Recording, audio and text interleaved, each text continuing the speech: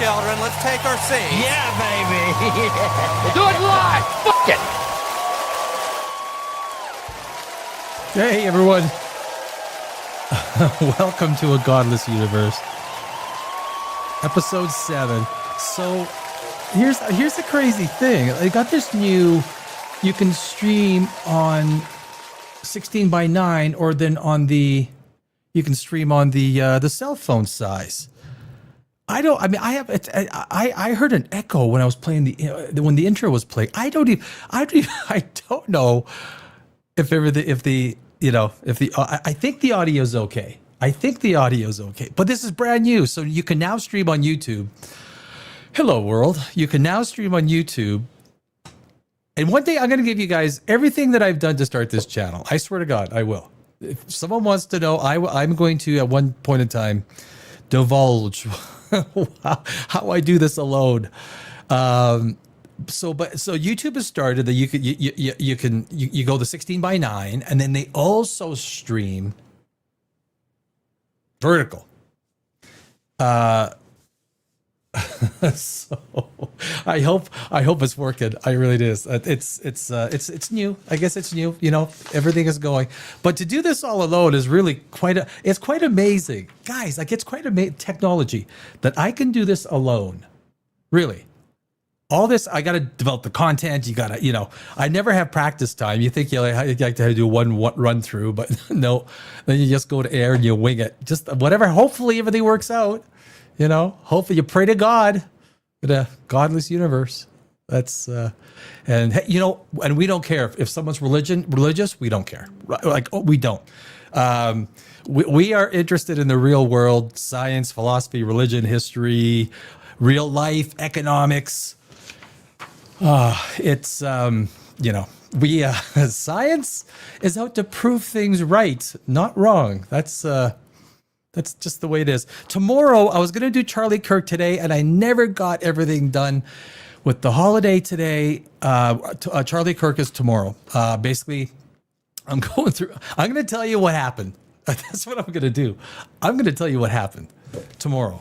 And you can look at everything that I see, all the evidence that I present, and I'm pretty confident you'll go, damn, this Danny guy, he might have this Charlie Kirk thing nailed. Listen tomorrow, Charlie Kirk tomorrow, and I apologize. It was supposed to be today, but I just could not. There's some detail to it for sure. But today we are doing Dogman. So there's evidence of a Dogman sightings. I hate nothing more on YouTube. There are all these channels that literally they push this stuff and they push it like it's real, right? I'm like a Spock guy. If it's not real, it probably doesn't exist, right? Like aliens. I understand. I have friends that believe in aliens. That's fine. Like, they're amongst us. I don't. We would see heat signatures. We would see so many things. Now, that is an argument for chat and a lot of people who want to put their voices out there for that. And I look forward to the argument. But Brian Cox is on my side, and Brian Cox kicks ass, right? Brian Cox is the GOAT. So tomorrow is going to be Charlie Kirk Day, and I promise that what you hear, I think you will, anyway, it'll be an eye-opener anyway. And so we're doing Dogman in the final segment. Stars, how big are stars? There's like a 5-minute bit that I thought is going to be really cool, just to show some of these really big stars. Like, how big are some of these stars compared to our little tiny sun? I mean, it's pretty amazing. It's pretty shocking. And then 37 people that should not exist, or we're not sure. 37 people who we are not sure if they exist or might not have existed. There are some more than interesting names on that list. So I'm putting some stuff away, and I don't know if any of you are Dungeons and Dragons fans. I started Dungeons and Dragons when I was My God, I mean, I bought the first box set, 1977, and it's the one thing I collect is Dungeons, and I'm putting some stuff away. I'm actually putting some stuff on the studio. Do you guys remember Deities? And this is the Cthulhu version, and it is absolutely immaculate. I mean, the spine hasn't even been at all damaged. Like it hasn't never been open beyond like 30%. But this is the old school deities and demigods.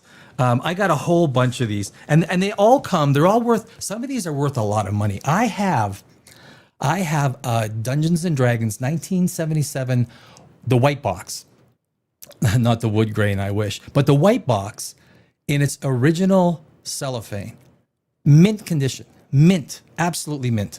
I actually have two of them. One's mint and one's in pretty good shape. But like here, the player's handbook. This is a second printing. The first printing, which I have one of, is these things are actually worth a lot of money.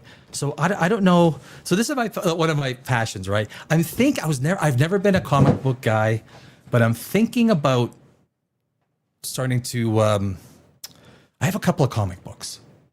So I'm thinking about starting to collect comic books. Maybe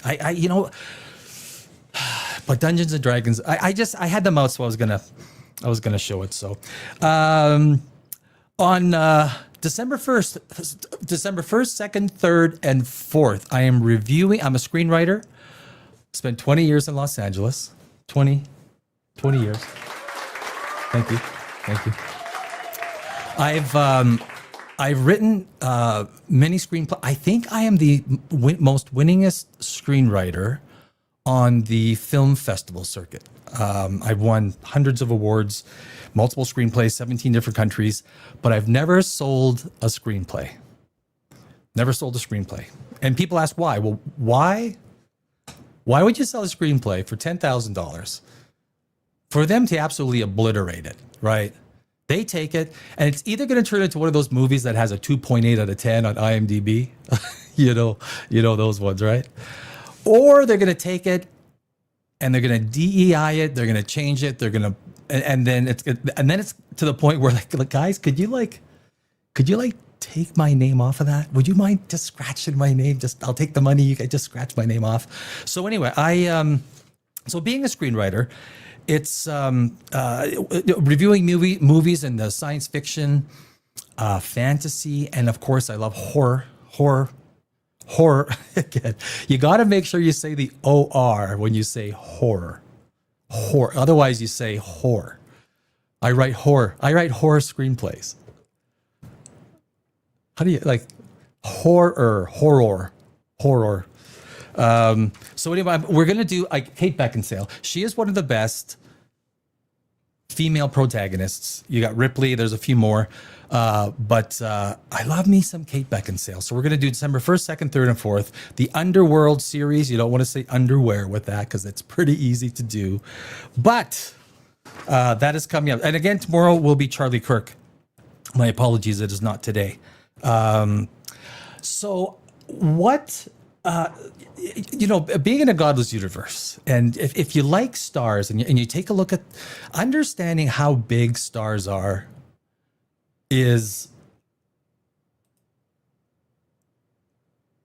let's just pause. So basically, this goes through all the sizes from Earth going up until, well, we'll find out what the biggest star is.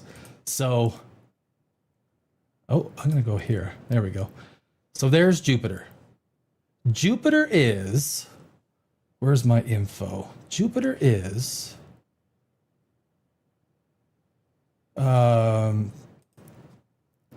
Jupiter. Jupiter is the largest planet in our solar system. 1,300 Earths fit inside of Jupiter. 1,300 Earths. Just keep going. As we keep going, we move, yes, Theta 1, which is just a little bit larger. What is it? 54 times the mass of Jupiter. It is a brown dwarf star. 54 times. 54 times the mass of Jupiter. It gets better. Oh, it gets better. Oh, Proxima Centauri. Proxima Centauri is 1/7 the size of our sun, approximately 107,000 kilometers. And we get, that's our sun. Our sun equals one sun. Both 1.3 million Earths, I think. We get bigger. Sirius A. Sirius A is about 1.7 times the radius of our sun. 1.7 times.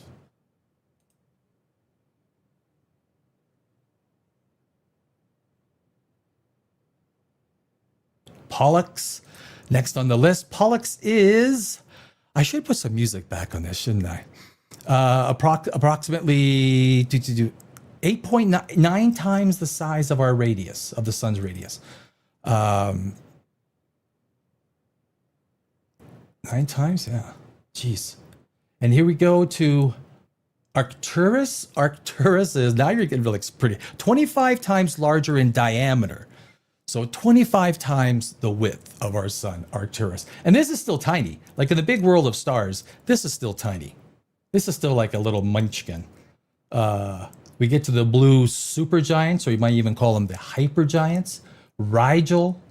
Rigel is 70 times that a size of our sun and about 24 times as mass in terms of, you know, there's volume and there's mass. So this thing is a monster. Rigel is a monster.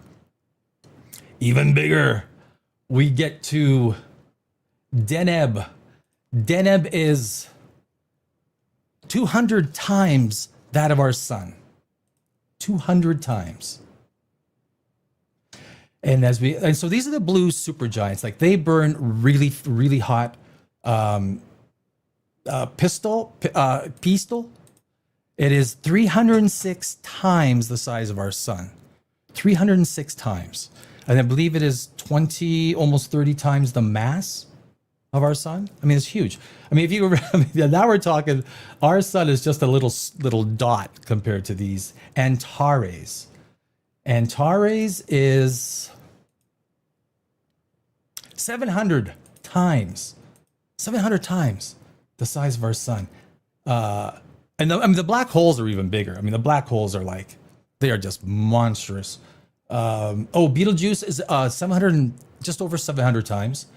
VY Canis Majoris is, it's, on this one, it says it's the biggest. 1,420 times that of our sun's radius. And I think that's where it stops. But Stephenson 218 is actually considered to be the largest star that we know of. Stephenson 218. I just thought that was kind of really interesting. So I thought that would be an interesting way to start the show today. To your health. I oftentimes have a glass of red wine with the show. Good for the heart, good for the mind. Not too much, though. I do not advocate. Just a bit, just a little bit, you know? Feels good.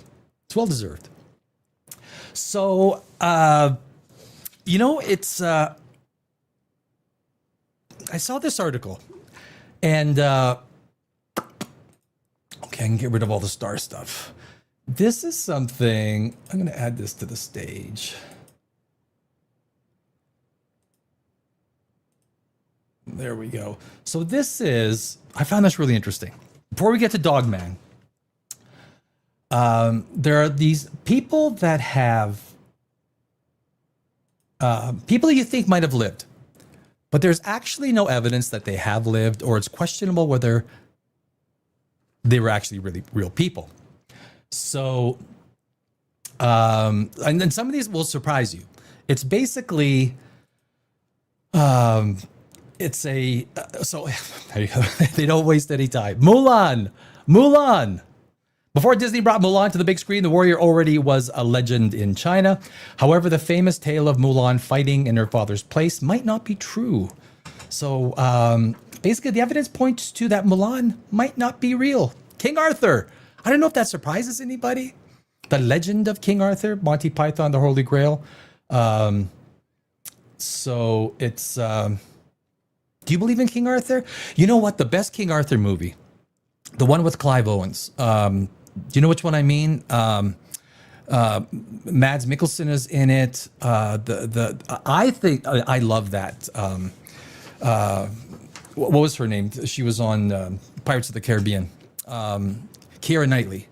That is my favorite King Arthur movie. I think they did a really good job. Each one of the knights, Galahad, they all had a different way of fighting. Lancelot fought with two swords. It was Reed Richards. What was that actor's name? He played Reed Richards. He was a good Lancelot, actually. So anyway, King Arthur probably didn't exist. William Shakespeare. We've heard the rumors, but I think there is a lot of evidence that William Shakespeare actually did exist. But I know, you know what? It's kind of like that thing that there was a ghostwriter right behind him. I don't know. That's a tough one. I was an English major at university, so Robin Hood. Yeah, you guys believe in Robin Hood? Who believes in Robin Hood? I don't think. I think he's a myth. I think he's more myth or legend than he is reality, I guess. Confucius was known as one of the most wise and thoughtful philosophers in Chinese history. However, due to a lack of evidence, many scholars believe the philosopher to be nothing more than an imaginative figure. William Tell. I don't think that's William Tell lived in Switzerland during the 14th century and was known to be a troublemaker. According to legend, the Austrian official placed a hat on top of a pole in the Altdorf and made it a requirement for everyone to remove their hats as they passed the landmark. I don't think he existed. Sun Tzu. Now, Sun Tzu was famous. The Art of War. I found this to be interesting. I don't know much about Sun Tzu, and I did not know that his actual existence was being questioned. The ancient Chinese military leader often is credited with creating the guidebook to war. However, there is little evidence proving where his book, The Art of War, truly came from. That's interesting. Many individuals believe the book was a collection of military lessons from several generations compiled under the name Sun Tzu. It's also like, what's his name? Let's actually Ragnar Lothbrok. I don't know if he's in this list, but Ragnar Lothbrok was supposed to be. Did you guys watch the first Viking series with Travis Fimmel? God, guys, if you haven't, seriously, watch that series. The first Viking series with Travis Fimmel. Freaking great TV. It's excellent TV. Very well written. Well, Travis Fimmel nailed it. So, Homer. Not Simpson. I know, yeah, Homer Simpson's real. Homer was known as the great scholar, poet, and author. However, many people argue the Greek poet was not the original author of the Iliad and the Odyssey. Homer was simply the first to write down the stories, giving himself credit for the work. There are many theories that suggest Homer was actually a woman who was blind. Sounds a little DEI to me. No, I just kidding. Others believe that Homer was a group of Greek scholars rather than one single person. That I can believe, right? That I can believe. John Henry. The legend of John Henry is told through the song Ballad of John Henry. The tale shares a story about an ex-slave who challenged a steam drill to see who could work faster. Henry beat the steam drill, yet died shortly after due to exhaustion. Well, that'll stop working so hard, motherfucker. I just kidding. Kunta Kinte. I remember watching The Roots back when I was a kid, and the story of Kunta Kinte was popularized in Alex Haley's Pulitzer Prize-winning book Roots and its subsequent TV miniseries of the same name. Kinte's story became so widespread that an island was named after him in Gambia. I didn't know. I'm going to go to the island of Kunta Kinte for vacation. While Kinte's story may have had a strong impact on history, not all of the details appear to be true. Haley's sources do not match up with history, leaving the story with several False pretenses. Kunta Kinte, I don't believe you're there, man. No, no. Helen of Troy. This was a little disappointing. Troy, I mean, Brad Pitt, Troy. It's probably the best Troy movie. It's not Brad Pitt's best movie. He didn't even want to do the movie. But yeah, it's a good watch too. I love fantasy movies, right? Anything dealing with Kingdom of Heaven, Ridley Scott. Ridley Scott is one of the best at period pieces. I love Kingdom of Heaven. It's one of those. It's one of those movies you watch on a Sunday. You just want some comfort movie on. Kingdom of Heaven is one of those for me. So was Tombstone. I love Tombstone. Helen of Troy was known as the most beautiful woman in the world and was the wife of the Greek king Menelaus. You know what? I took antiquity in university. Menelaus in Homer's The Iliad. However, the historians have doubted Helen's existence due to a lack of evidence. Many people simply believe that she was a mythical character added into the story. Could be. And that is actually with a... Oh my God. You're telling me... Wait a sec. You're freaking telling me that Jesus weren't real? You're telling me I actually did a video. I just did a video on why I felt Jesus did not actually exist. And if he did exist, he was something very, there was a time where everyone was preaching going on. But of the top 100 writers of the time, nobody wrote anything about him. If you're doing stuff that is literally, if you're walking on water, someone's going to write about it. Someone. It's like, have you heard the guy that's walking on water? His name is Jesus. Now that's, this could really upset some, if you believe in Jesus, hey, you got to take it with a grain of salt. Keep your faith, but there is a historical Jesus. There's not much evidence. There's not King Solomon. Yeah. There's evidence still present that King Solomon's lifetime, allowing many people to be skeptical of his existence. King Solomon was supposedly the richest man in the world during his reign. The Elon Musk of his time, right? Yet no artifacts from his fortune have ever been found. Well, that starts to make you think. Midas. The expression, the Midas touch. You ever wonder where that came from? The Midas touch has a strong history dating back to King Midas, a Greek mythological king who could turn items into gold with a single touch. Well, it sounds like bullshit already. While the tale is a staple in the Greek mythology, there is no hard evidence that Midas really existed. Could be like the Dogman. Could be similar to the Dogman, which we are going to get to. Jack the Ripper. This is kind of disappointing. Jack the Ripper potentially not being real. The legend of Jack the Ripper has been terrorizing minds since the 19th century. The London-based serial killer was known for killing prostitutes, horror, in the East End of London by ripping out their throats and stomachs. However, the identity of Jack the Ripper was never confirmed. Many journalists claimed to have a confession from the culprit. Confession, yet the stories were never confirmed. It always turned out to be a hoax. The police were never able to find Jack the Ripper, making him a true man of mystery. A regular old Austin Powers. Odysseus. Odysseus was the main character in Homer's epic poem, The Odyssey. Odysseus, also known as Ulysses, took 10 years to return home after the fall of Troy.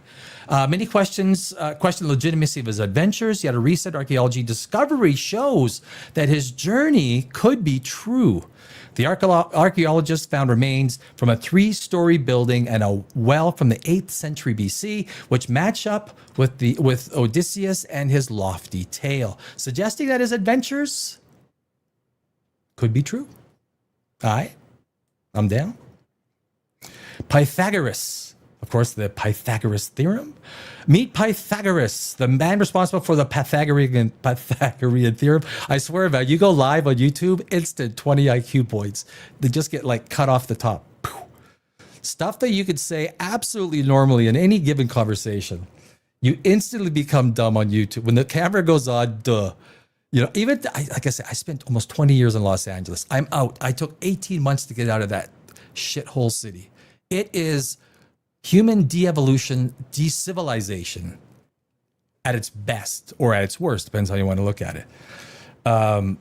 And being a screenwriter, it's anyway, that's a different story. But historians do not have any proof that Pythagoras wrote anything down, making it hard to give him credit for his work. Historians also question his existence due to the time period in which he supposedly worked, as not many people were working with celestial spheres until later on in the era. Well, that's interesting.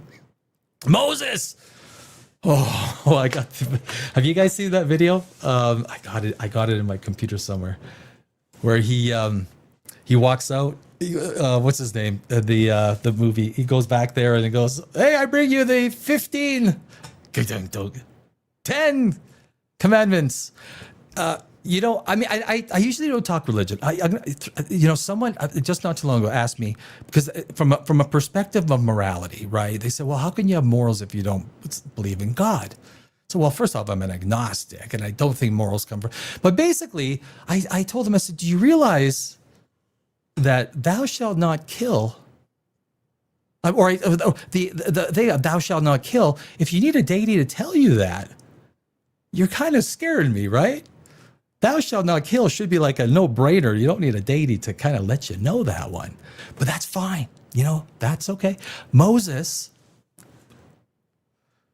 outside of the biblical world, there is little proof that Moses was a real figure, just like the historical Jesus. Like, there's some really great shows.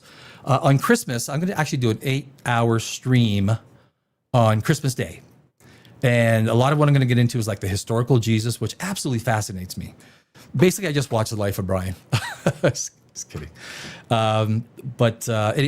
Christmas Day, if you're not doing anything, come and hang out with me. I'll hang out with anybody. Like, oh, yeah, I will. Almost anybody. There's little proof that Moses was a real figure. Historians have questioned his existence due to a vague time frame and the extent of his actions. However, many scientists have corroborated the biblical figure's actions, such as parting the Red Sea. Many scientists have corroborated that someone parted the Red Sea how many thousands of years ago? How do you corroborate that? With naturally occurring I should finish the sentence. With naturally occurring forces in nature. There is a phenomenon with the Red Sea that actually it goes back, and you can actually walk in the water. And there's one place at the Red Sea. It becomes knee height or something, and you can actually walk across. And it's actually a matter of fact. So, Muhammad, ooh, boy, you're getting all the religions, eh?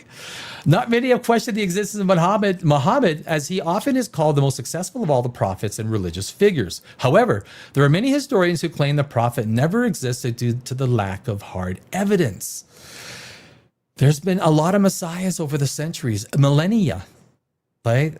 Millennia, and they all seem to have the same exhibit the same characteristics, so to speak. Carolyn Keene. Many young readers loved the Nancy Drew series penned under Carolyn Keene. However, it was only a pen name. That's interesting. In fact, there were multiple writers who created the Nancy Drew stories. A man named Edward Stratemeyer hired various ghostwriters as a precaution to continue the series if they did not have enough time to do so. Alan Smithy. I don't even know who's. Oh yeah, remember the Twilight Zone? It was popularly known to be directed by Alan Smithy, but the name was only a pseudonym. Twilight Zone's episodes were crafted by several directors, many disliking the gesture of putting their names in the credits. Next, Donald Kaufman. In the film adaptation, Nicolas Cage played the role of Donald Kaufman, believed to be the brother of Charlie Kaufman. The film convinced the audience that screenwriter Charlie actually had a brother named Donald. Later, the truth was revealed. He was not real, only Charlie's work of imagination. There you go. I think we're almost through the Jim Crow. Oh my God. You don't want to be doing that nowadays. You don't.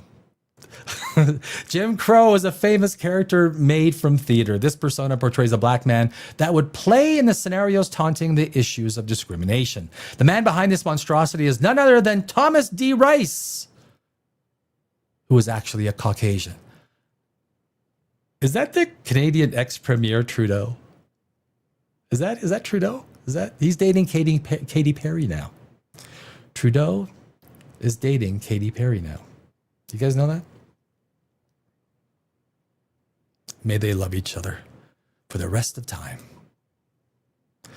John Doe and Jane Doe. Did anyone think that they were real? We often hear John Doe mentioned, especially during a criminal investigation.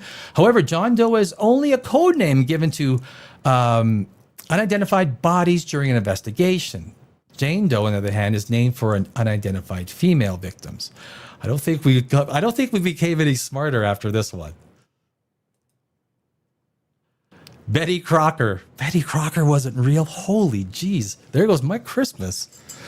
The Betty Crocker brand became famous when her explanatory recipes became staples in American households. Many had followed her image as the queen of the kitchen. The problem was she was only a fictional character. It's enough for me. Alfred Bulltop Stormalong. Another fictional character whose story tells of an American legend is Alfred Stormalong, believed to be a hero in Massachusetts. Stormalong also assumed to grow to a gigantic height, nearing 19 feet tall. Okay. Yeah, okay. It might be bullshit. James S.A. Corey. When authors collaborate in writing novels, it's crucial to evenly distribute credits from the work. Sometimes listing all contributing authors' names just doesn't do anyone justice. I know that from my screenwriting. There comes a certain point, it's usually about 10%. If someone adds in screenwriting, if you write a screenplay, I've actually never collaborated when I wrote a screenplay. I don't think I'm good at collaboration when writing a screenplay. But anyway, in the case of Daniel Abram and Ty Frank, the pair had wittingly created the pseudonym James S.A. Corey, the author of the numerous books such as Star Wars, Honor Among Thieves, Leviathan Wakes, and others. That's kind of interesting. Jack Dawson, is anyone surprised? If you've seen James Cameron's masterpiece Titanic, you might question if the film is based on real life events. However, and sadly, the character of Jack Dawson is only a work of fiction, unlike Rose will never let go. Jack. Do you know that James Cameron, you know that sketch? He actually sketched that picture of what's her name? Rose. It went on auction for $16,000. He sold it for someone bought it for $16,000. It's true. Is this the next one? Sherlock Holmes. Oh man. It has to be real because Robert Downey Jr. played him. He has to be. Sherlock Holmes is well loved by readers, believing that was once a real detective. The author, Sir Arthur Conan Doyle, however, actually based the stories and identity of Sherlock on a British surgeon named Joseph Bell. What an unexpected twist. Yes, it's true. It is true. Zorro. Chances are another famous hero who turned out to be completely fictitious. Zorro, the renowned swordsman, in a black mask riding a black horse. I don't think. Did anyone think he was real? I never thought so. Ichabod Crane. The Legend of Sleepy Hollow is well known for its character Washington Irving. This short story would also tell the tale of a man named Ichabod Crane. He was believed to be a hero in the old days alongside Irving. However, Ichabod was only a fictional character, just like Irving. Sybil Ludington. Among the American Revolution stories of heroism is a 16-year-old girl, Sybil Ludington. Her story reflects the bravery of a woman who played a significant role in the American Revolution against the British Empire. It was the women's organization. They had DEI back then? Daughters of the American Revolutionary, who later discovered that the stories behind Sybil's heroism did not occur. Well, that's kind of a bum sting, isn't it? Ann Taylor? Who would have thought that the popular female clothing brand was created by a guy named Richard Libeskind? Libeskind? Quite frankly, Ann Taylor is just a title given for a clothing brand. It is also a fancy way to represent the classic New England style. Well, that's, I think we're coming to the end here. Uncle Ben. Uncle Ben's Rice, famous for being a face of beloved American food company Uncle Ben's. We hate to say it, but he's fake. He's made for marketing. Juan Mendez.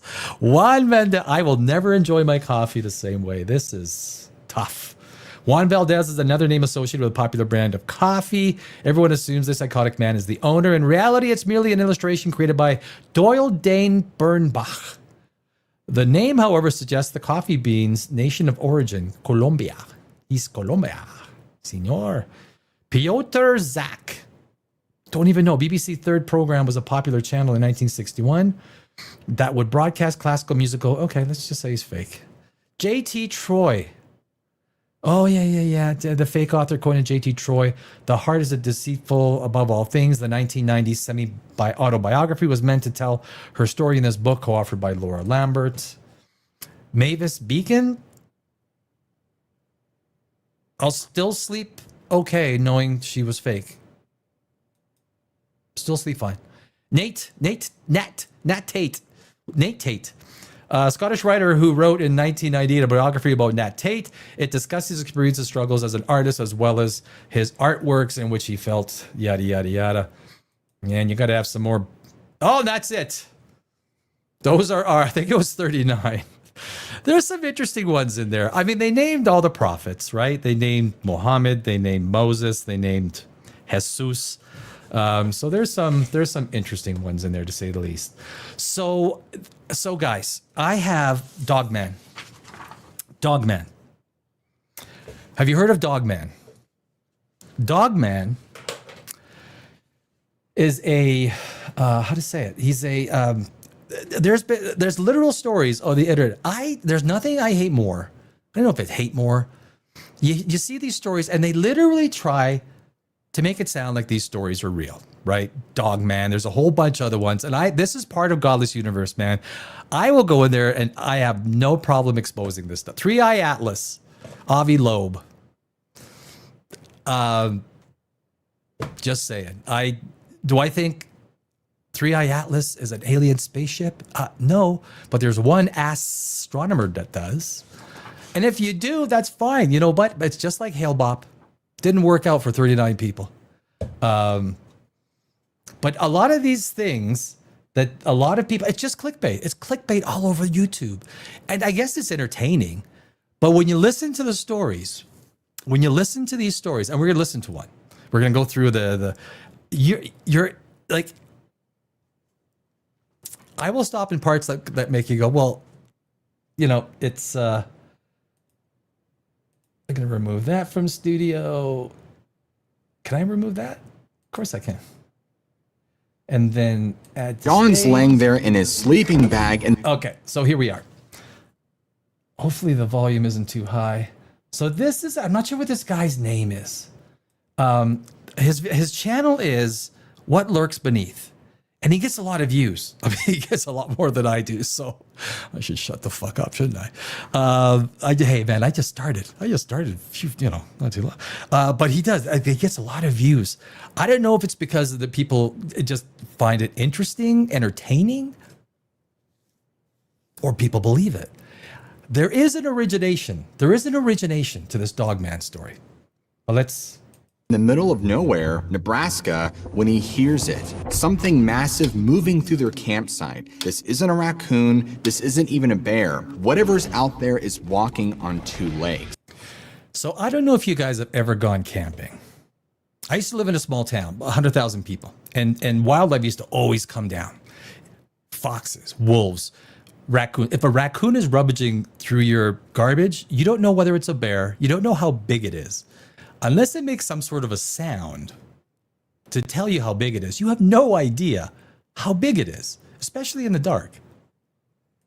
3 different states, 4 separate accounts, all describing the exact same thing. The government calls these reports misidentified wildlife. But when you see the footage captured by different witnesses, you'll realize we're dealing with something else entirely. Something that's been watching us all along.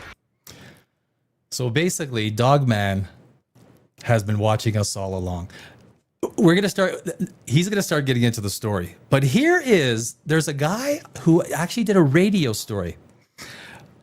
preface this with the video we're about to watch. The modern Dogman craze started in Michigan in 1987 when a DJ named Steve Cook at WTCM Radio in Traverse City created a novelty song called The Legend as an April Fool's joke. He made it up after hearing various local creature stories, blending them into a spooky narrative about a half man, half dog that appears every 10 years. So every 10 years, Dogman comes out and says hello. But what happened next is where it turned into a phenomenon. After the song aired, listeners began calling the station, claiming they had seen something exactly like the Dogman years earlier. A wolf-like humanoid walking on two legs, glowing eyes, terrifying screams in the woods. Cook was shocked. He later admitted he had no idea so many people would fill in the blanks and turn a radio myth into a personal memory. So that's kind of where Dogman, just to give you a little preface into everything. Let's get it. On the evening of April 14th, 2019, John and two friends were at an overnight camping trip in a remote corner of Nebraska. They'd driven out to this spot specifically because it was known for having some pretty good fishing, and they were planning on spending a few days just... He first says it's an overnight camping trip. Now he's spending, like, literally the next sentence, a few days. Do you know if you're going to tell a story? Hey, where are you going tomorrow? Well, I'm going to go on an overnight fishing trip. Oh, so you'll be back tomorrow night? No, I'll be a few days. Well, wouldn't you say I'm going away for a few days? Little anomalies. And police officers and investigations, they'll say it's the little things that prove the lie, right? It prove or hyperbole or whatever you want to call it. It's a little detail, but it makes no sense. Relaxing by the water, catching fish, and enjoying being away from civilization. The three friends had set up their individual tents in a small clearing about 50 yards away from the lake and had spent most of that first day fishing and hanging around their campfire. So I have friends that go fishing. None of them go fishing without their toots. I personally don't toot, but my friends that do go fishing, they don't go for fishing. They go to do toots. But anyway, that's just an aside. I'm sure that they probably had a little bit. By the time night fell, they were all pretty tired from the long drive and their day of activities, so they decided to turn in relatively early. Each of them crawled into their own tent. Do you need to say that? You already said that you set up individual tents. So each one crawls, all three climbed into one tent and had an orgy. Information that you don't... Zipped up and settled in for a peaceful night's sleep. But around 1 a.m, John was suddenly jolted awake by this strange noise. It sounded like something was moving around their campsite. And at first, he was kind of groggy and disoriented, but as he lay there listening, he could tell that whatever was out there was big. And I mean... Again, if you're in your campsite, you hear something rustling outside your tent. It woke you up. You don't know how big it is. Raccoons make a lot of noise. And if you haven't lived out, like been in the wilderness or have seen these things, a raccoon makes as much noise rummaging through food and everything. How do you know it's big? Did it make grunting noises? Has it said anything? Has it done something to make someone think it's really big? Really big. Oh, it's really big. It's not just big, it's really big. The way it was moving through their camp and knocking things around, stepping on stuff, this wasn't just... There should be a little caption that says, not actual photo. Just a raccoon or a possum. It had to be something of substantial size. He's laying there in his sleeping bag and he's just thinking that this has got to be a bear. I mean, northern Nebraska has bears and they're out in the middle of nowhere. Northern Nebraska also has foxes, cougars, lynxes, coyotes, wolves, bears, raccoons. The evidence seems pretty weak, Your Honor. They're near water and they've been fishing all day, right? Those are perfect circumstances to draw on a bear. But even... Or a raccoon, or a coyote, or a wolf, or a cougar, or a... And as he's convincing himself of this, he's starting to feel really uneasy because the sounds that he's hearing, these grunting, growling noises... He never said, this is the first time he just mentioned grunting and growling noises. He never said that because that was like, how do you know it's such a big animal? And all of a sudden you're just bringing up the grunting and growling noises. Something that probably should have been mentioned earlier on. Now, if you've ever been camping and you've heard something outside your tent, that is one of the scariest things you can possibly, an incident you can go through, because the pitch blackness, and if it is a bear, I mean, that is, don't quite match any bear he's ever heard, or any other animal for that matter. Pretty soon, the noises are loud enough that they wake up the other two friends in their tents too. so you're telling me, okay, you're telling me that the bear was only making enough noise because what you said before was the sounds were loud and the guy jumped up, John jumped up, but the other guys they only now just woke up. So it's like, well, if it's that much noise, you're telling me now the two other guys, they just woke up? If you're a police officer and you're investigating a crime, it's like, how if the sounds woke you up, how could it be that your two buddies are still sleeping? So it couldn't have been that noise. You said you knew it was something big. I stand corrected. It was something really big. So then if it's really big, it's got to be making a fuck of a lot of sound. And your two buddies slept through it? Doesn't make sense. And so now, all three of them are lying in their separate shelters, wide awake, listening to this large animal shuffling around their campsite. And of course, they're all thinking the same thing, right? It's got to be a bear, but there's just things that aren't adding up. It's got to be a bear. So there's got to be things that, he says things are adding up. What things are not adding up? This goes on for like 20 or 30 minutes, and then suddenly it just stops entirely. And What wasn't adding up? So if something wasn't adding up, at that point in time, you kind of like give the evidence as to why it wasn't adding up. Well, I poked my head out and I saw, did it look something like this? Thank you. That's, for those of you who do not watch South Park, that is Man Bear Pig. Okay, that is Man Bear Pig.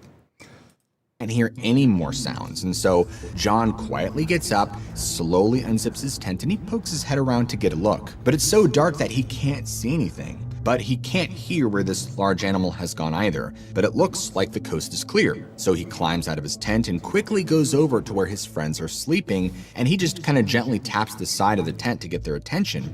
Hey guys, wake up. Guys, it's John, wake up. And he whispers to them that he thinks whatever it was has moved on, but that they should all get up and stay awake for a while just in case. He just doesn't feel great about it. Okay, so you think that maybe there was a bear just rustling through your camp. So you would have already shit the bed sheets, right?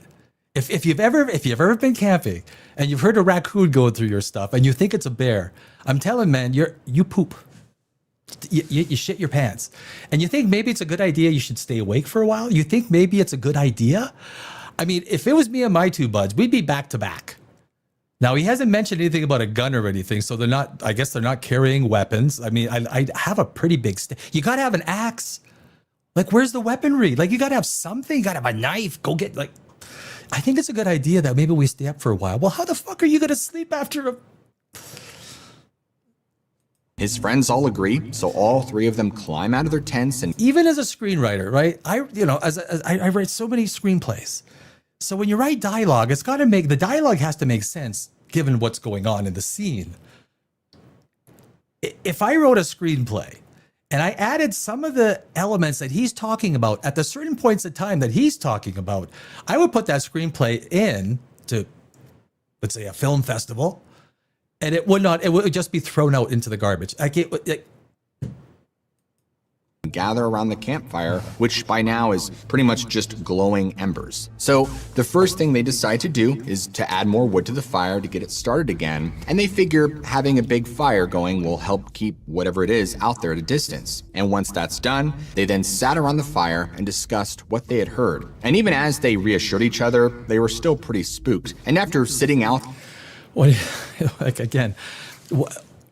How do you reassure each other? You're sitting around, you literally just heard a bear. I guess you hope that the bear's gone off, and don't you check your things? Don't you check, like, you heard this thing rummaging. They didn't even check what the bear was rummaging through. Like, there's so many holes in the story, right? So again, if you are a police officer and you bring your suspect in, and they leave these massive gaping holes in their story that don't add up. You're kind of like, well, didn't you check to see if what the bear took? Was it a bear? Did you check for anything? Nothing. They didn't. They just went. I mean, they just went back. I guess, you know, they just made a fire and there for a while, they start getting drowsy and getting ready to head back to sleep. And suddenly, from off to the left, there's this incredible noise. And I'm talking extremely loud, like a massive tree falling over. Well, what was the noise? Was it a tree falling over? So if you're going to say it's a massive noise, what was the noise? Was it like a massive tree falling over, or was it a tree falling over? Or was it a big growling sound? Was it like, or was it? I mean, if the guy's telling me the story, I say, wait a sec, you're telling me a tree fell? Like it knocked a big tree over? Oh, no, it sounded like a big tree falling. Oh, okay. So all three of them spin around toward the sound, but they can't see a thing beyond the light of the fire. And all three of them hear movement in the brush, maybe 30 or 40 feet away from them. And suddenly they hear this deep, angry growl coming from the darkness. Whatever it came from was intentionally keeping away from the light of the fire, like it didn't want to be seen. It's very well known that Dogman, as well as Man, Bear, Pig, do not like to be seen. They prefer, I have this on good word from my good friend Eric Cartman, that they prefer not to be seen. All three of them realized that the animal that this growl came out of did not sound at all like a bear. It was so much deeper and throatier. And so completely petrified by this, one of the friends runs back into his tent, grabs his handgun. I mean, there's a handgun? There's a handgun? You only now put, like, there's so one of these motherfuckers have had a handgun the whole time. Dogman has been rustling around in the camp, and it's only now that one of them decides to say, I'll go get my gun. You got a fucking gun, man? Like, isn't that something? So in screenwriting, I'll tell you, it's a principle called Chekhov's gun. It's literally that's what it's called. If you're going to introduce a gun, let's say in the third act, you have to introduce it somewhere in the first act. So someone will be digging through a drawer, and they'll pull out and there's a gun in the drawer. And they go, that's where you see it in the first act. You just can't pull out a gun in the third act and shoot the person who's trying to kill you in a movie at the end of the movie. That gun has to be placed in the first act. Whether it's just a quick, hey, what's that? You keep a gun here? Yeah, just for, and then it's, but basically one of these three guys had a gun. And only now is it coming to like, he wasn't messing around. It was a welcome sight by all. They realized pretty quickly that they would need a lot more than a measly 9mm to survive, because from not far away comes a long howling noise. A 9mm could put down a Dogman.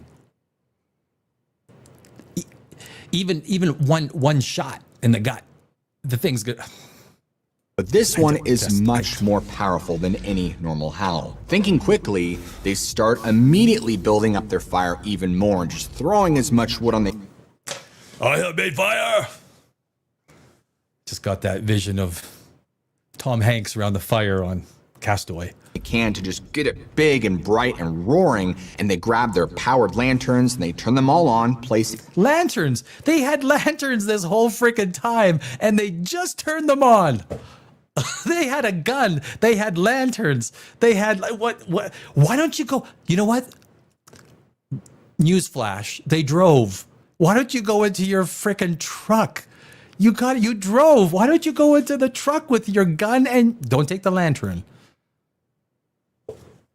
If you got a car, if you drove, it seems like the car would be a pretty good place at this point in time. Again, evidence, Your Honor, that should have been introduced a lot sooner. Them strategically around the perimeter of the camp just to try and create this dome of light. Not only do they want to stay safe in the light, but they want to be able to get enough light cast out that they can see whatever this thing is if it does decide to come any closer. But despite all the light that they've created, their stalker doesn't seem discouraged. The stalker doesn't. The Dogman, how do they know the Dogman doesn't seem discouraged? Like, is it like, again, he gets this, so he, like, all this stuff comes out of nowhere, right? Out of left field. And again, from a pure screenwriting perspective, you're like, wait a second. You didn't say they had lanterns. What else have they got? Like, do an equipment checklist. Hey, mate, should I get my shotgun, guys? You fucking kidding me? This is like a comedy, right? Hey, let me go get my shotgun. You got a shotgun this whole freaking time when Dogman is hunting us? It just, I mean, it's, They could still hear it moving around out there, just circling back and forth. And sometimes it would be on one side, and then moments later, they'd hear it on the complete opposite side without ever hearing it go around. because it would probably run around to the other side. Like Ninja Dogman. I mean, unless it has ventriloquism powers, which it may have powers of ventriloquism. Clearly stalking them and testing their defenses, maybe waiting for the right That is 4 legs. If Dogman is on 2 legs, why are you showing us a video of 2? There's a lot of movie content you could, like, I mean, if you go to Vecteezy, you know what? If any of you guys, if you guys do YouTube videos, go to Vecteezy.com. For very little money, you get unlimited downloads. No, I'm not getting paid for this. It's not a sponsor. But you could get some good content without having to resort to something that's erroneous. opportunity. Realizing this, John and his unarmed friend grab some thick tree limbs to use as clubs. They only just now armed themselves. This has been going on. Only now did they think it was a good idea to you. How come you don't have an axe? Why do you not have an axe camping? Who doesn't? Why do you not have a knife? Doesn't someone have a knife? Doesn't everyone bring a knife camping? If I show up camping and my friend is like, dude, where's your freaking knife? So I need a knife? Dude, you're camping. But they're gonna bring, like, oh my. They then form a small circle around their fire with their backs to it so they could be ready in case they were to be ambushed. This entire time, they don't see any movement or anything in the dark. Toby, one of the friends who's holding a large branch, suddenly freezes as he's looking off to his right. Now, John... He freezes, so... Do you see Dogman? Is Dogman? Is Dogman there? immediately notices and asks if he's okay, but Toby doesn't answer right away. And John realizes that whatever Toby is looking at is now just beyond the reach of the fire. In a moment... So, okay, well, just look at it. It's just beyond the reach of the fire. So I think I saw something. Is he still staring? If he's beyond the reach of the fire, then that means the fire isn't illuminating two-legged Dogman. A moment later, Toby finally seems to snap out of it, and he turns to his friends and just tells them there's something right there. But he's struggling because his voice is shaky and he's very scared. Okay, look, man. His voice is shaky. He's struggling. Do you need to provide that information? When you're telling a story, he started to, he was shaky and he was very scared.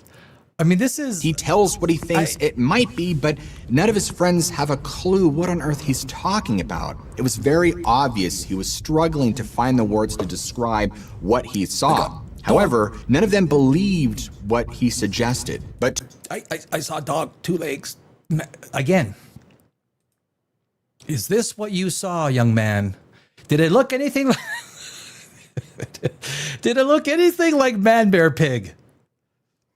It was not Dogman. Man Bear Pig exists. I know because I do know Eric Cartman is a good friend of mine.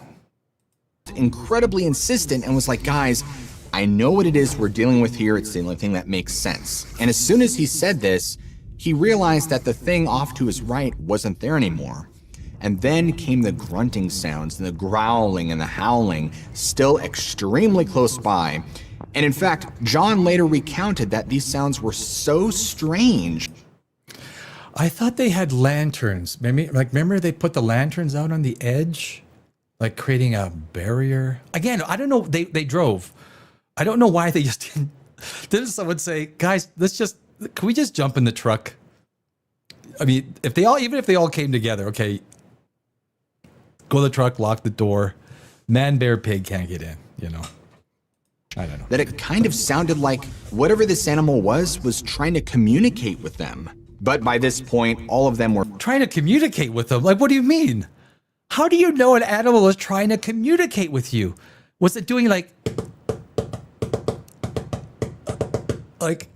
Titanic is sinking, send help?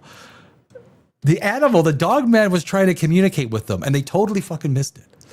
How do you know an animal is trying to communicate with you? Well, I know like a dog, right? If you got a dog, it like barks at you. My dad used to always say when a dog is barking, it's talking.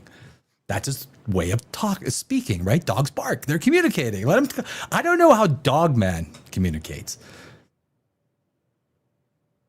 If someone knows, feeling pretty grim about the situation because they had no idea what animal they were up against. They had never dealt with something like this before. And the only thing they could do was keep their backs to the fire and keep their perimeter defended. After this continued on for about another 10 minutes, this animal began to get closer to the firelight, enough to where John could actually start to see it. One of John's friends saw this and started going into a full-blown panic. He immediately fired a shot into the ground near where this thing was standing.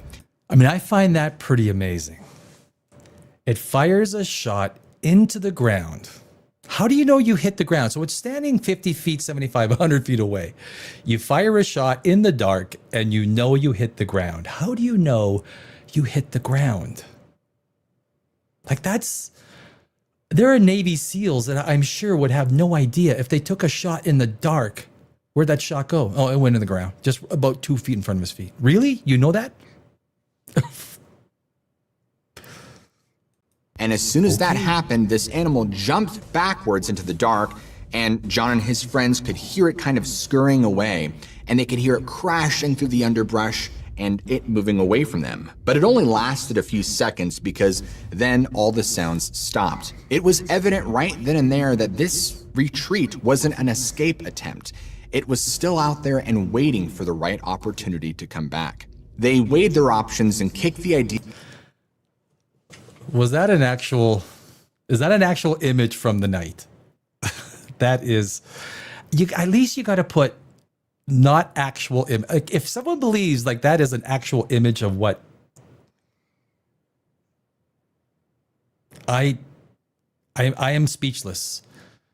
I am without speech. Around of leaving right then and there, but the idea that this unknown predator could be very close frightened them. With very limited light, it would be like walking into a death trap, and they realized their best course of action would just be to keep an eye out, make it through the night, and once they had daylight on their side and they could see, then they would leave. Well, why don't you just go into the truck? Like, none of this would happen, right? None of this would have happened if John would have just, at first, and his buddies were still sleeping through the entire ruckus, which I don't know how, could have grabbed the gun and said, okay, guys, let's just let's get to the truck, hang out in the truck. And none of this would have happened. They had a gun. They had lanterns. They had a whole bunch of stuff. None of this would have happened. All they had to do was go into the truck, but they never, Your Honor, I present to you evidence to call this bullshit.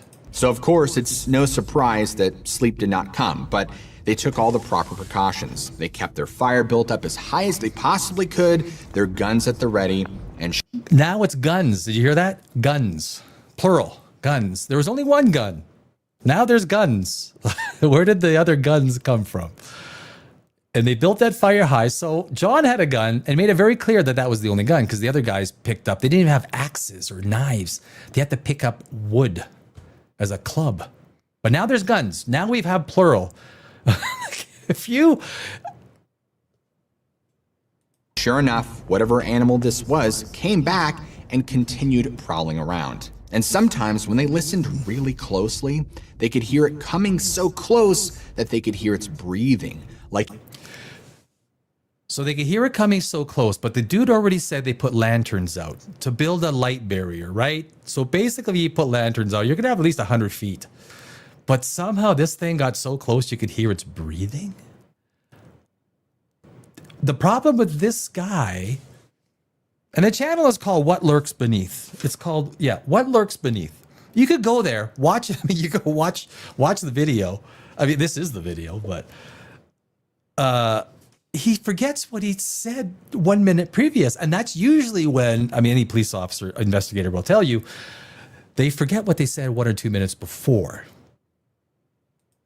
It was watching their every movement, just waiting for the right moment to strike. In what felt like... How do you know it was waiting for the perfect time to strike? Like, I mean, we're getting the antagonist point of view now. Like, this is literally from a screenplay. Like, you're literally getting the antagonist point of view. How? Guns? One gun? A night of living hell, dawn finally came. Now, with the sun shining brightly, there were no strange noises or sounds or any evidence that this large animal was nearby. But they didn't take time to thoroughly investigate. They used it as an opportunity to get the heck out of Dodge. The animal that John and his 2 friends saw was most certainly not a bear. At least, it didn't look like it. It didn't look like... Oh, there's... What they described was... What they described was what's on your screen. What they described is man, bear, pig. A large bipedal wolf, 7 to 7.5 feet tall, covered in white and gray fur, complete. So they only got quick little snippets of, but they're able to describe this thing pretty damn good. It got so close that they could hear its breathing in their ears. How did it get through the wall of light that you put up? And didn't you have guns? I thought you had guns, not gun. You could have shot it if it got that close. I'm just saying. With a pair of pointed ears and reflecting yellowish eyes. It was evident that this clearly wasn't someone in a costume. The incredible... I didn't think it... Okay. Have you seen the football mascots? Right? Have you seen the football mascots? That's what someone in a costume looks like. That's like... There is someone in the northern Nebraska who is in a dog costume scaring people. Muscle mass of this animal was like that of a bodybuilder. The arms I was gonna... No, I'm not gonna say passed down the knees and had what appeared to be actual hands with fingers, each one ending in long, black, curved claws. That's a lot of detail. That's a lot of detail for an incident. Like, they're describing this thing down to the claws, black claws. There's a lot of detail going on here, my friends. A lot of detail. Not paws, but actual hands with fingers. And your eyes naturally go down, right, of the torso. They could see. What are you trying to say? What are you saying? My eyes went down to its torso? What the fuck are you trying to say, motherfucker? You saying it turned me on? Did it turn John on because his eyes went down to its torso? That, like a canine, its torso tapered down at its waist, and even the back legs were hawk-jointed like a dog's. Now, when Toby tried to explain to John and their other friend... Toby, this is the first time we got a second name. Did I miss something? What he was pretty sure this was, he believed they had encountered a Dogman. Okay. Oh my God. Ladies and gentlemen, I need, or,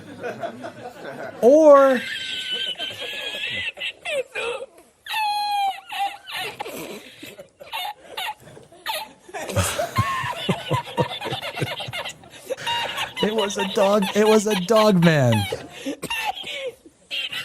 It was a freaking Dogman, my friend. This is a science channel. And all I say is let the truth come out in a way that is consistent with the laws of physics, common sense.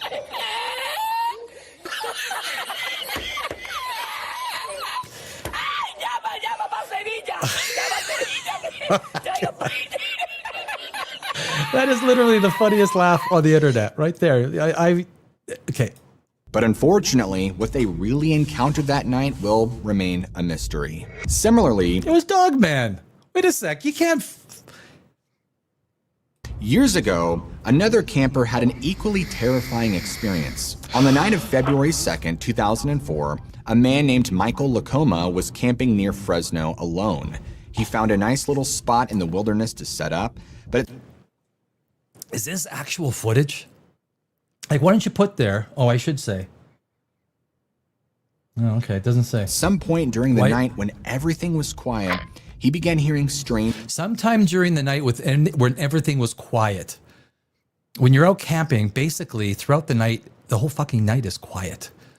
Unless a raccoon comes and rummages through your stuff. And if you're going to keep stuff out, put it in your car. That's why the animals come. Noises right up the slope behind his tent. The sounds were similar to something like rummaging around, but it was very close to his camp. Michael decided. But it was. Okay, you understand how stupid that sounds? The sounds were like rummaging, but it was close to his camp. Well, of course it was close to his camp.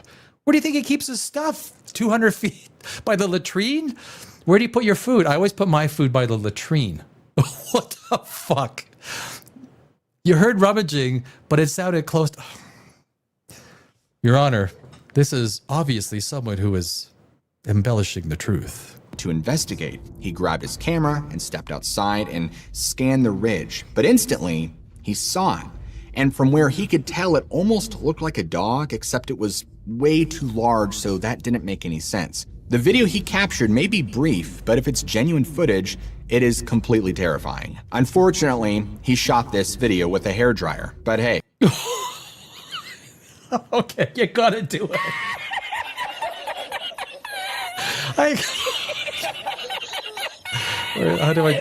Where is it? Where is it? This way.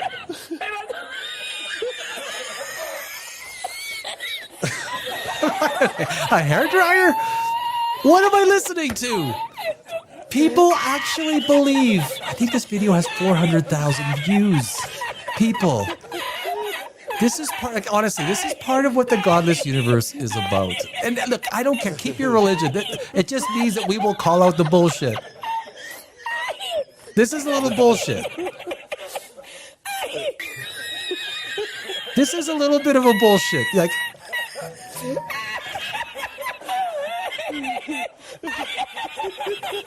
it was filmed in 2004. Whatever Michael captured on camera seems to show a dark figure coming down the slope, and it's clearly bounding back and forth. Now, Fresno is a long way from Nebraska, but the point still stands that if something like this can exist in California, then there's no reason it couldn't exist in a less densely populated state like Nebraska. that must be Dogman. Do you see that? Did you see that? My friends, you have just seen Man Bear Pig. Just kidding. I won't do it. I won't do it. Years later, in the early morning hours of October 5th, 2016, two brothers named Charlie and Michael were waiting for the school bus to arrive in Douglas County, Nebraska. Because of the time of year, it wasn't quite morning yet. It was still pretty dark out. But for these two, the bus stop was only like 3 blocks away from their house, so this was very routine for them. Mike, the older brother, was lost in thought about a test that he had that day when he noticed that something was out of place. That's a lot of specific information. I was lost in thought about a test I had that day. Oh, okay, well. His younger brother was usually a lot more talkative in the mornings, basically just yapping his ear off, but today he was unusually silent. And so when Mike looked over to see what was wrong, because he could sense there was something wrong with Charlie, his brother appeared physically shaken by something. He must have seen something. He must have seen something. Was it this? Okay. Just nonstop staring down the street into what little light was cresting above the horizon.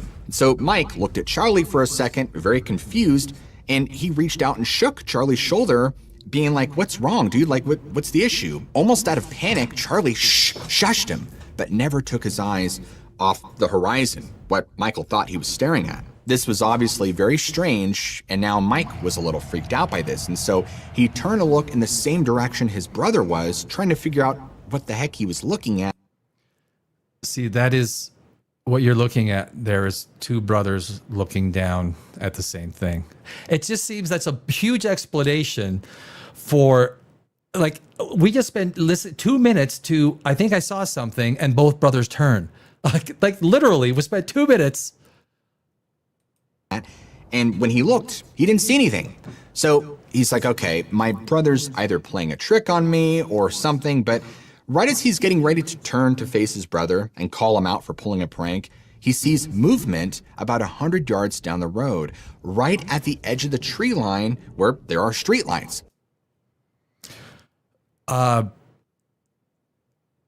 Okay. He's still very confused as to why his brother's acting paranoid about a deer over here. And so he starts to focus on the spot, and he's squinting to try and make out what kind of deer it is. And he's convinced. What kind of deer it is? What kind of deer are there? Like what have you was it like a medium brown with some white on it? Did it look like Bambi?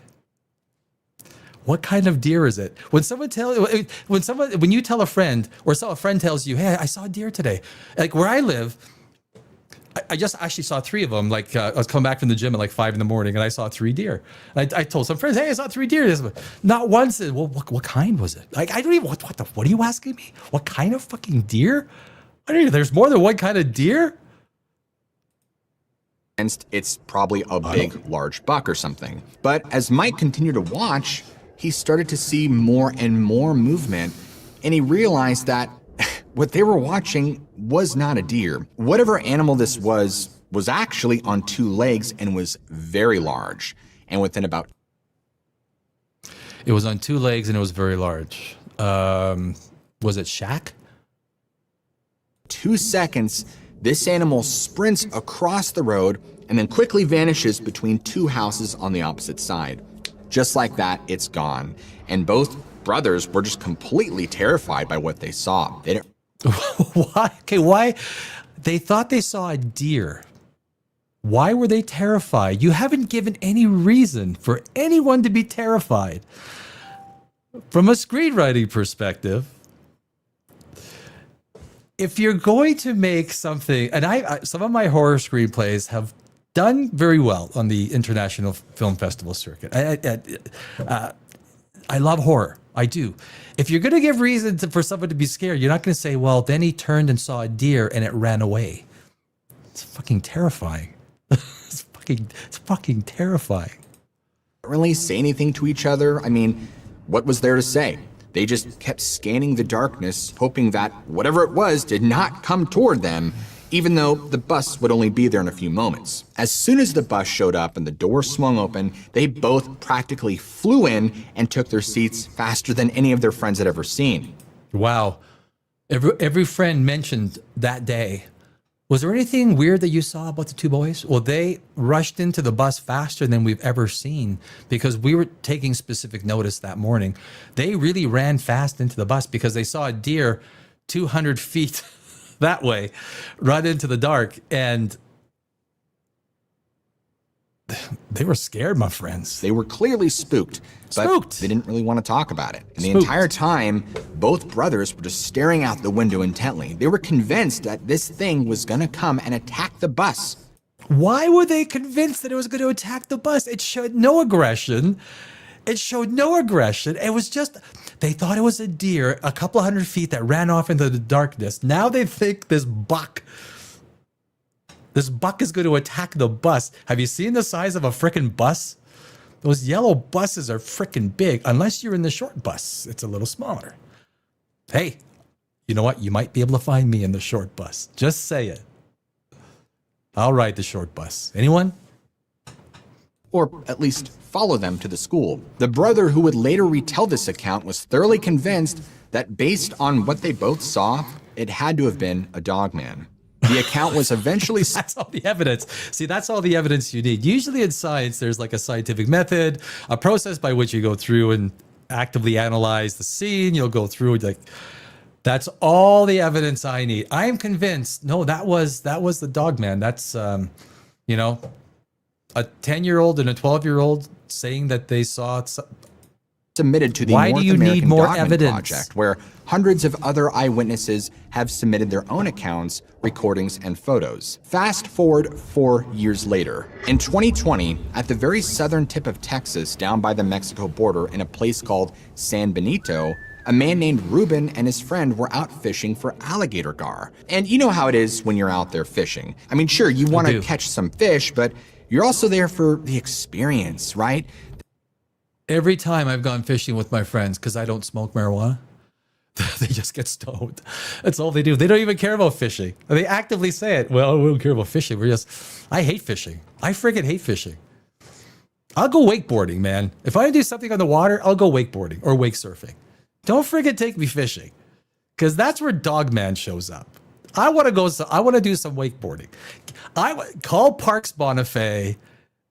Get my wakeboard, get my X-Craft fired up. I'm doing some wakeboarding, and I hope I see Dogman. That's what I'm saying. I'm not fishing. A chance to catch up with a friend or just to get some peace and quiet in nature.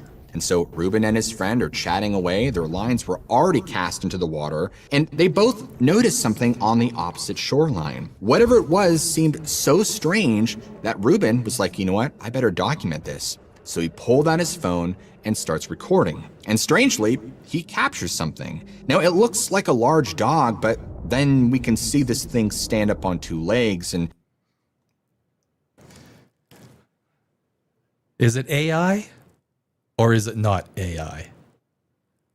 And that was actually something I was going to mention in the very first one with John, where he finds the gun and then more guns show up and then like stuff. Didn't you have a phone? Didn't you didn't you start recording? I totally forgot to mention that in the first one, where the first Dogman story. Even the two kids. Why didn't you pull the phones? Everything's, dear God, you can't do anything in this world without it being recorded. Nothing. There'd be like 5 different versions of what you spit on the ground. It's like, well, 5 people recorded it. It's like it'll hit TikTok later that afternoon. You can hear how amazed both Ruben and his friend are when this happens. Not sure what to do with the footage, Ruben eventually sent this to the website True Horror Stories of Texas, and it's some of the shakiest... That sounds like a authorized true story dealer. I put a lot of credibility on that organization. Video you'll ever see, thanks to the rough water and heavy wind. The camera doesn't even pan over to the figure until about 45 seconds in, and once it does, it's tough to keep it in frame. What's interesting is you can hear how the witnesses think it's just a dog at first, and you can hear their amazement when it stands up. So whatever it shows, it's either a human being or something else. Whether or not we're seeing a cryptid here or it's just something more explainable is up to you to decide. Do you seriously, you're watching what I'm watching? Do you literally see anything? This is the evidence. Oh man. This is why science, I'll tell you, science is the only world's superpower. That's the best way to put it. Science is the world's only superpower. It destroys bullshit. This, my friends, this is the evidence that they have taken. What's your evidence that Dogman exists? Well, I've got this shaky video that looks like something on the other side of the lake, and it looks like, I used to go wakeboarding 5 times a week, for like 5 or 6 months straight, right? Lake Okanagan, baby. That's one of the best places to wakeboard. In Florida, Florida's got some good flat lakes, really good wakeboarding lakes. I've been in the wilderness. I want to see Dogman. I want to see Man Bear Pig. If I took a video like this and I went to my friends, I saw Dogman. Where is that? The little thing. How do you not see Dogman in that video? This is the evidence. This is the level of evidence that is required for these people to say and to create a YouTube video claiming that Dogman exists. But for now, the mystery remains. Around March of 2020, a 15-year-old girl named Sherry was getting everything prepared for what would be her perfect spring break adventure. At the time, she lived with her family in Omaha, Nebraska. Despite dealing with some very severe insomnia and anxiety, she spent a lot of her time outdoors and would often go hunting and hiking. That's a strange place to mention insomnia and anxiety. Like, you're already setting up that she's a deficient human being. And that's kind of like when you're screenwriting, that's kind of the things like you would set up without being so literal, from a screenwriting perspective. You want to show, not tell, right? He's just basically telling everything. But you're setting up the character, which is now the protagonist in his story, with a deficiency. With that deficiency, you must question or not question her story. A few weeks before this, her two best friends, Holly, who was 16, and Todd, who was 15, suggested that they go on a week-long backpacking trip in the Nebraska National Forest. She wanted to make sure she had everything she needed because this was going to be a big deal. The three of them had actually been hiking together for years and knew each other very well. And there was just that innate trust there, so they felt very comfortable surviving out in the wilderness alone for a whole week at a time. I mean, that whole last statement... Did you not find that incredibly awkward? I mean, you could rewind and listen back to it. How freaking awkward was that? If I'm even telling a bullshit story, like, even if I'm lying about something, it's not something that's not something I'm gonna say because I know it's gonna sound like bullshit, right?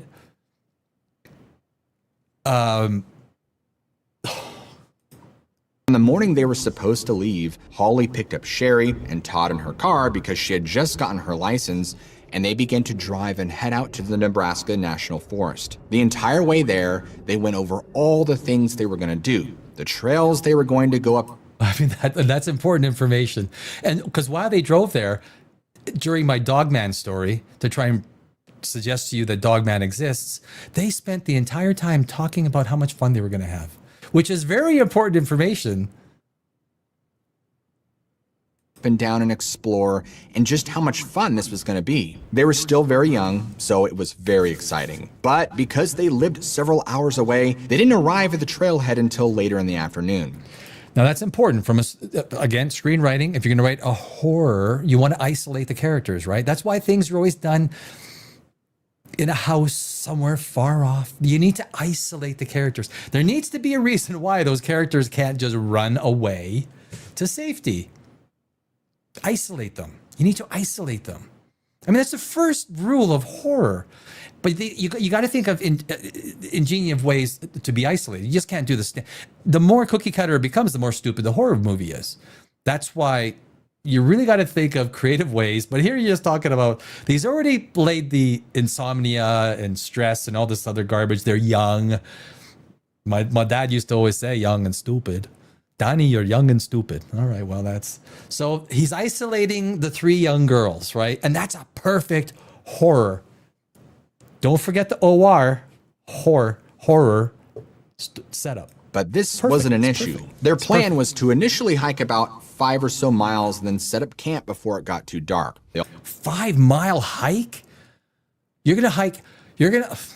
Teenage girls are gonna hike 5 miles from where they park into the wilderness. 5 miles. And a hike. You know how long a 5 mile hike takes? In the wilderness. A 5 mile hike. What the fuck are you talking about, brother? All three pulled out their packs and gear from the back and made sure they had everything they needed before heading off into the forest. Did they have a handgun or something? Or something to protect themselves? A gun? It's like something?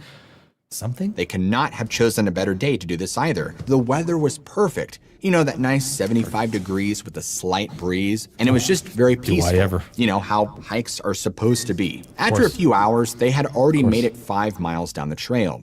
Only 5 miles. Have you gone hiking 5 freaking miles? Granted, what were they, 15, 16, 17? Oh, man. Man, I would love to be that young. Give me 1 week of being 17 again. I want to know what it feels like. I just want to know what it feels like. That's it. But even 5 mile hike. Oh my God, in the wilderness? This dude has never hiked. 5 miles. He's never hiked 1 mile in the wilderness. Now was the time that they decided to find a little clearing off the trail where they could set up camp. They didn't pack super heavy though. They only brought a 2-person tent and a hammock. There's 3 of them. A two-person tent and a hammock. Wasn't there 3 of them? Wait a second. Why would you, if you're going like teenage girls are going out into the wilderness 5 miles. 5 miles. Have they not seen all the slasher movies? Every slasher movie, the young girls get. I highly doubt that 3 young girls are going to be walking 5 miles into the wilderness with minimal stuff. Just a little knapsack, a little tent. The setup is pretty good, right? Unbelievable, but the setup is pretty good. Original plan was that Sherry and her friend would share the tent since they were both girls, and Todd would sleep in the hammock. While they were setting So there was 2. I thought there was 3. everything up, Sherry began to get really anxious over her insomnia. She knew that if she was in the tent with her friend, well, she'd probably keep her awake all night just from her constant tossing and turning. Right, because, hey, look, I got insomnia, so I might be tossing and turning, so I might just keep you awake. Like, how do you know? You're out in the wilderness. You just hiked 5 miles. You just hiked 5 miles. Are you tired? No.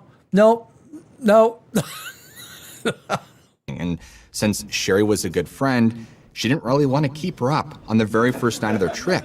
So she's like, look, what if you and Todd sleep in the tent and I take the hammock?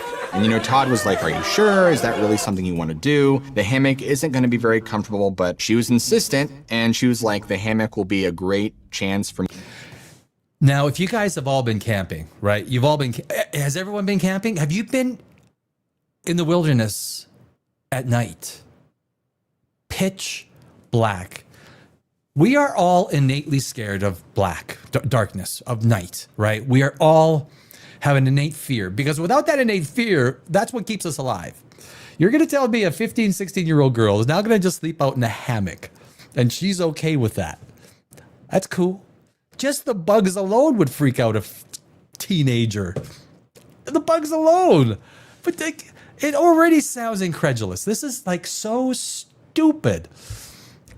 I don't want to be so mean, but it just sounds absolutely asinine. If I wrote a screenplay like this, I would read back and go, what the fuck am I thinking? Like, this is honestly stupid.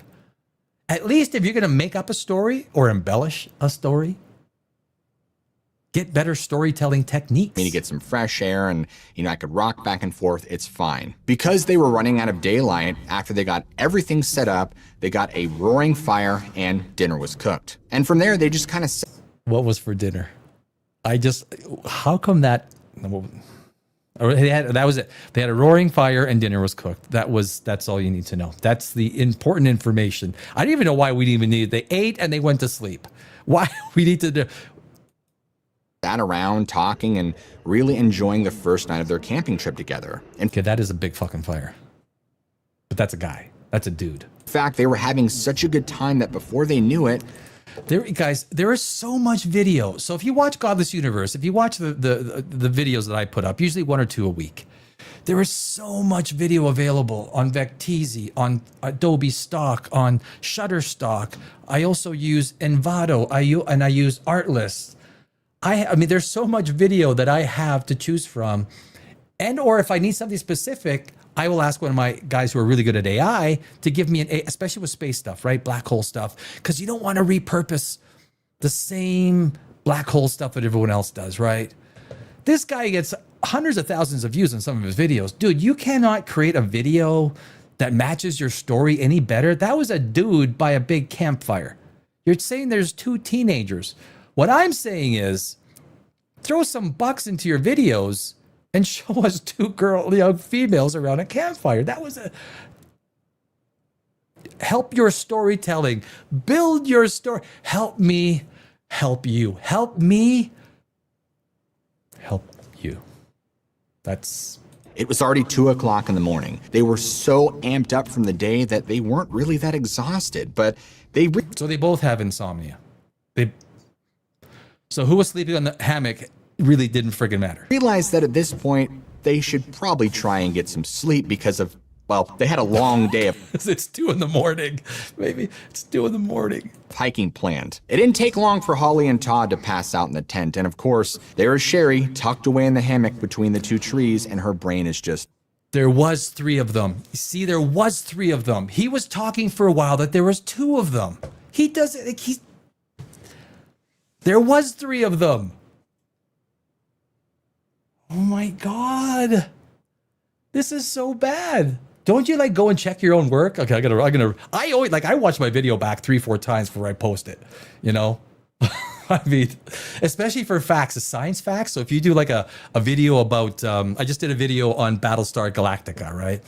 On their propulsion system, you know, the fictitious propulsion system that they have.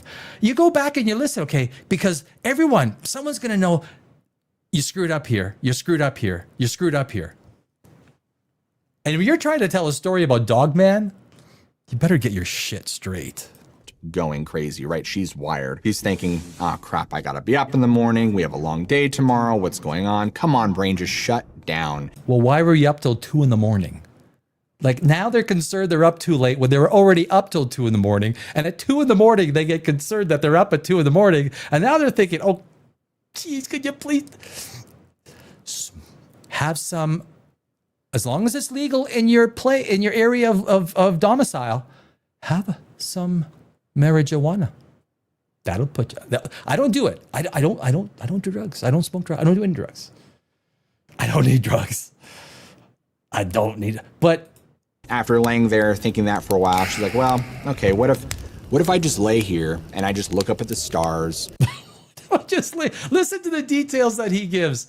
This is utter asinine. And maybe enjoy the swaying back and forth. Maybe that'll relax me. So she did that for about 10 or so minutes, but that wasn't working. So she's like, did she literally, when she's telling her story, did she give this recount? This is how she told her story back? So I laid there and I tried to sleep. I'm watching the stars, and this is how she recanted her story? Literally? You know what? If I'm gonna be awake, I might as well be productive. Very carefully and quietly, she gets out of the hammock, goes over to the fire. She's like, well, maybe I should build it up a little more and kind of just, keep it going. Sure. Okay. She throws a couple of logs on just to kind of keep it low and slow. Do you think at times he's being like, don't you just say so? She decides to go over to the fire's going out, so she decides to go to the fire and throw some more wood on. But no, he spends like a minute describing. That's usually when someone's bullshitting. Just saying. And she kind of just stood there for a moment, really enjoying the warmth. She's trying to do everything she can to help tire her brain out and just put her body into sleep mode. She decides that she needs to go back over to the hammock to lay down once and for all, and she is going to go to sleep no matter what. Well, she decides she just went to go put. Listen, do you hear how dumb this story sounds? She just got up to stoke the fire. Then she decides to go back to the hammock. So are you going to describe every decision in her mind? No one tells a story like this. Nobody. Even when they're stoned. Because I got friends who get stoned once in a while, okay? So as she's climbing back in, she notices something. The night around her has gone completely silent, and she can feel her anxiety welling up again. So the night before wasn't silent? It was full of other noises, and now it's silent? What time in the morning is it? What happened? I thought, what? Her body's reacting to something wrong. And so she starts to get more and more paranoid because out of all the times she's been in the forest before, you guys know there's always some kind of ambient noise. So to not have anything is... You guys know. Obviously, Dogman is coming, and every little creature scurried off. Every little creature has scurried off because Dogman is approaching. It's just really strange and unsettling. As these thoughts are running through her mind, she hears this strange sound like something dragging against the side of the tent. It's not quick and rushed. It's very slow and deliberate. I thought she was in the hammock. Wasn't she just in the... Are we talking... Okay, wait. Are we talking about the girl in the hammock or the tent? Are we... What the... Who the fuck are we talking about now? I thought she went back to the hammock. Is it the tent or the frickin' hammock? Did it look like this?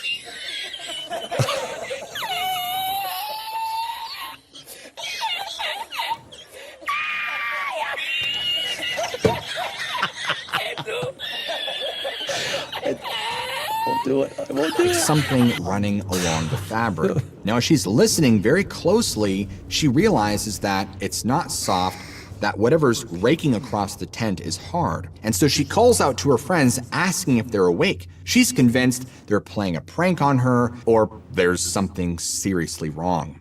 Wouldn't you just say, if someone's playing a prank, you go like, fuck off, guys, let me sleep, I'm tired. That's what teenage girls are not going to sleep alone in the frickin' these teenage girls just hiked 5 miles wherever they park. They hiked 5 miles. Teenage girls are not going to sleep alone in the middle of the frickin' woods. They'll be cuddled together in one tent thinking this was a really bad, stupid idea. One's got insomnia and anxiety, and I'm sure the other ones do as well. And when there was no response from the tent, she realized that her gut instincts were wrong. Okay, see, he's confused. Again, was it the tent or the hammock? When there was no response from the tent, who are you? Who is speaking to who here? Did I miss something? Should I be paying attention more? Because I feel like I'm literally, I think he's more confused than anyone else. Right. It took nearly all of her to keep from going into a full-blown panic. The dragging sounds had stopped, and she thought that maybe she had just imagined it. But no sooner had she thought that when something hard jabbed the bottom of her hammock. And immediately, her whole body tenses, her hand darts out toward her headlamp, which is hanging on the side of the hammock. Well, we didn't hear that information. That's new information. So she had a lantern hanging on her hammock, and something just poked her in the bum. Is that what you're saying? Something literally just poked her in the bum. Something just poked the teenager in the bum in a hammock. You're a sick man. Just kidding. Just kidding. Just kidding. It's a joke. And she grabs it, clicks it on, and when she does that... Why wouldn't you just keep it on then? Like, if she's scared, why wouldn't you just leave the freaking lantern on? Like, information we should have known an hour ago. When that beam of light shoots out into the dark, she sees this large, hairy person standing over her.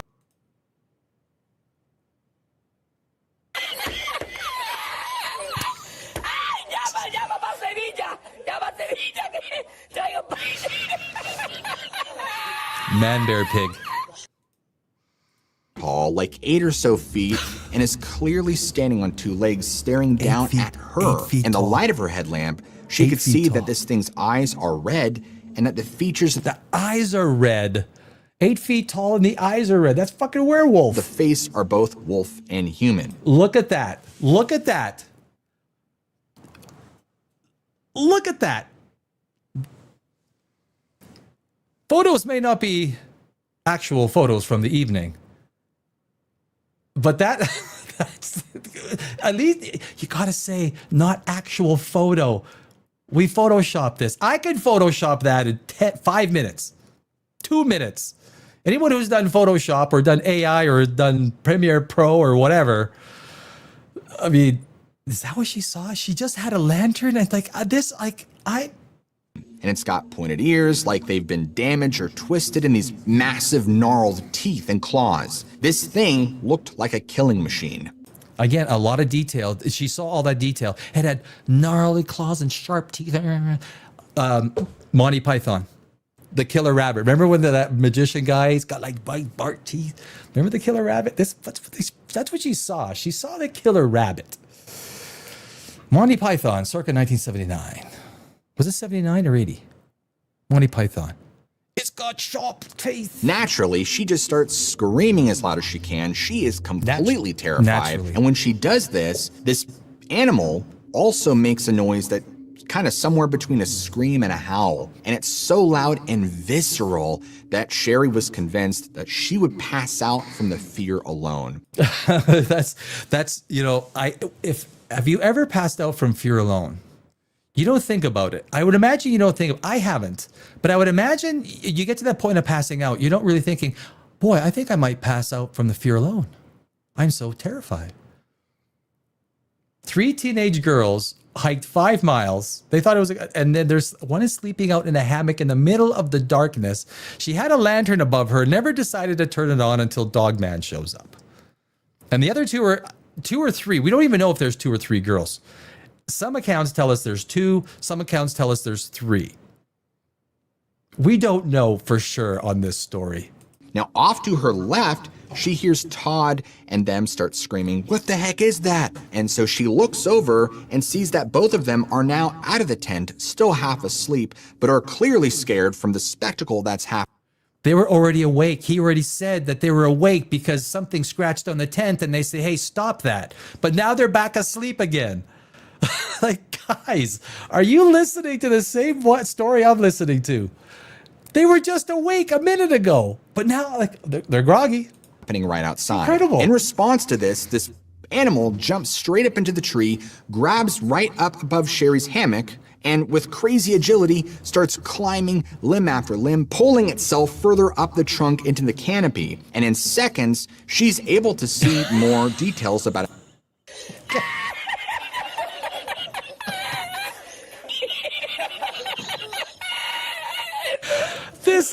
This is what we've been scared of. Rocket! We've been scared of fucking Rocket the whole time. Where's Groot? Me Groot. We've been scared of Rocket the whole fucking time. Where's Chris Pratt? Can I call Chris Pratt? What the fuck? What was the actor's name? The guy, you know, who played Rocket. Chris Pratt just texted me.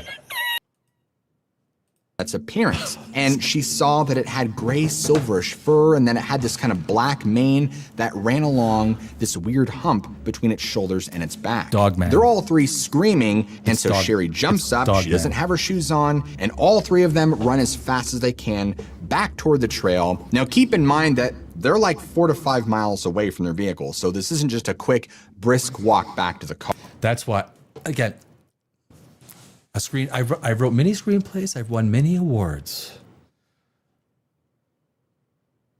If you're going to write a screenplay, if you're going to write a horror story, you isolate the protagonists. You isolate the protagonists. And you make it in a way that they can't escape. So, but of course it has to make sense. The motivation has to make sense. You're telling me, again, I will say it.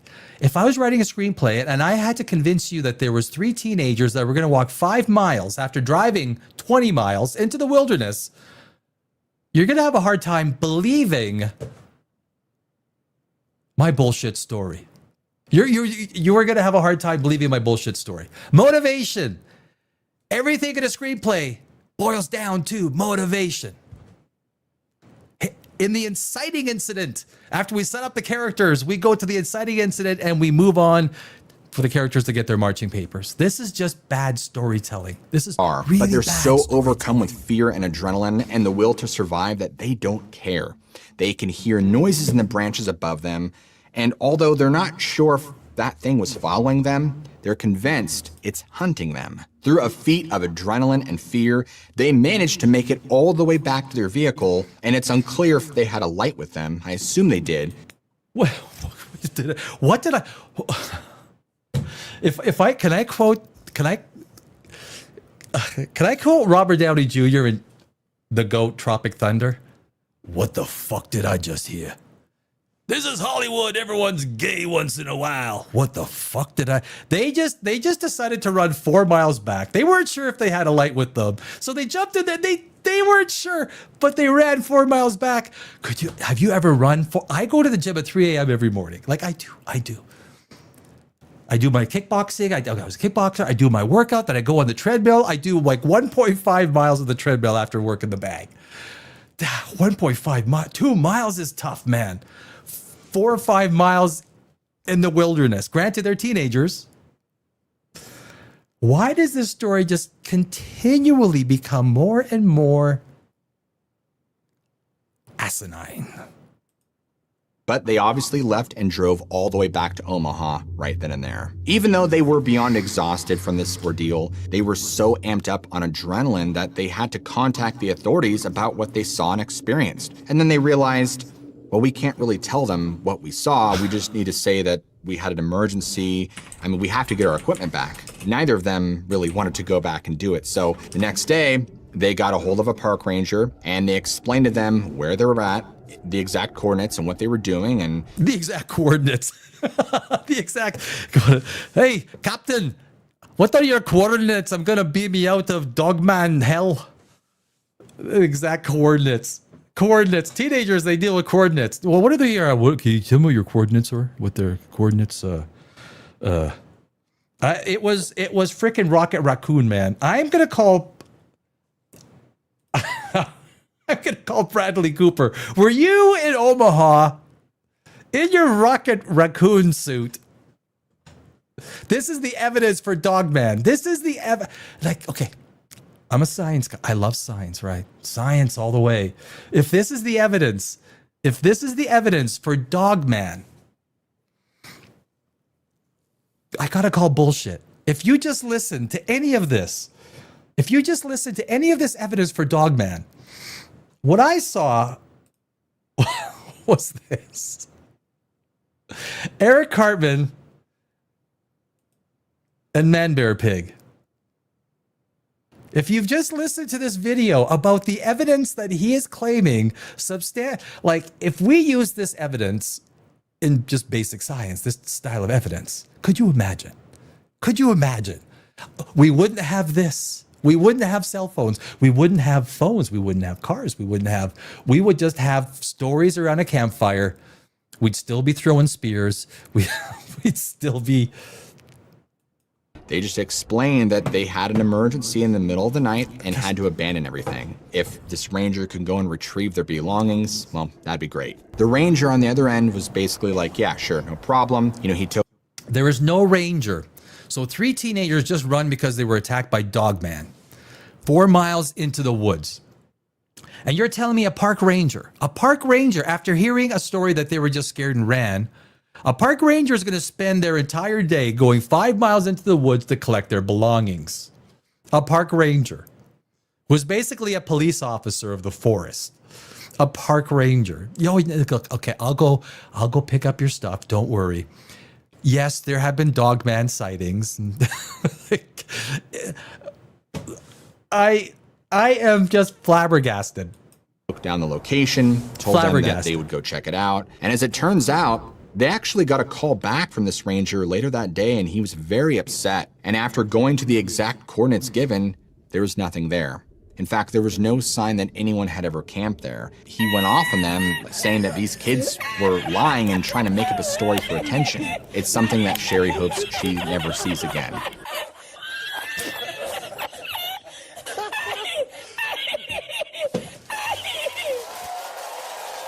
I tried. I tried to give it a chance. I want to believe that there is something larger. The camera went out of focus. I want to believe there's something larger than us in this world. I do. It's called black holes and shit, right? It's called space, and like we are insignificant in this universe. But Dogman. The following encounter was filmed by a woman who's also a researcher and live streamer. Months ago, she decided to explore a new undisclosed location, a dense patch of woods known for its strange sounds. Initially, her plan was just to stay. She's going to investigate a dense patch. She's going to investigate a dense patch of woods known for its dense sounds. Did you guys just hear that? Hey, Pam, where are you off to today? Well, I'm going to a patch of woods known for its sounds. You're like, what the fuck? She go to smoke like crack cocaine? She was like, what's she doing? Actually, I don't think I'm supposed to say that on YouTube. Scratch that. Dude, that's a beep. So she's going to, okay, let me get that back to that setup. This final thing for Dogman. Researcher, she's going to this patch of woods that is known for strange sounds. The night, but she ended up capturing some very disturbing footage during her stream. On the evening of September 25th, she had driven her SUV up this old logging trail to explore somewhere new. She quickly set up a small camp, cooked some food just to kind of get some scent in the air, and even You cook? Wait. Who cooks some food? So I sat down to cook some food just to get some scent in the air. What? Could you imagine someone telling you a story? So I sat down, I was kind of hungry, so I cooked some, scratch the hungry. Cook some food to put some scent in the air. Unless she was specifically going for man, bear, pig. Played some animal calls from her speaker, hoping that she would get some activity, or at least a response of some kind. And for the first hour or so, she didn't get anything, and it seemed like this was just going to be a dead-end investigation. But not too long later, the woods started to come alive, and this is when she decided to start the live stream and explain to her viewers what was going on. So I assume that if she's doing a live stream in this patch of forest in the middle of nowhere that is known for its strange sounds, that there's going to be lots of video. There's going to be lots of video to prove Dogman exists, or at least Man Bear Pig. I've seen South Park, and I know Man Bear Pig exists. Call Eric Cartman. Man Bear Pig exists. She started walking down a narrow path that led deeper into the woods. Wait. Is this actual footage? He never says, is this actual footage? If there's footage, he never says it's actual footage. It's not. It's B-roll. This is fucking B-roll. Put actual footage. The only light she really had was her flashlight. And then she spots something. This set of eyes. What's weird is that they're really... It's fucking Rocket. It's fucking Rocket Raccoon again. It's fucking... That's Dogman? Are you telling me? How do I do that? Is that... You're telling me that's Dogman?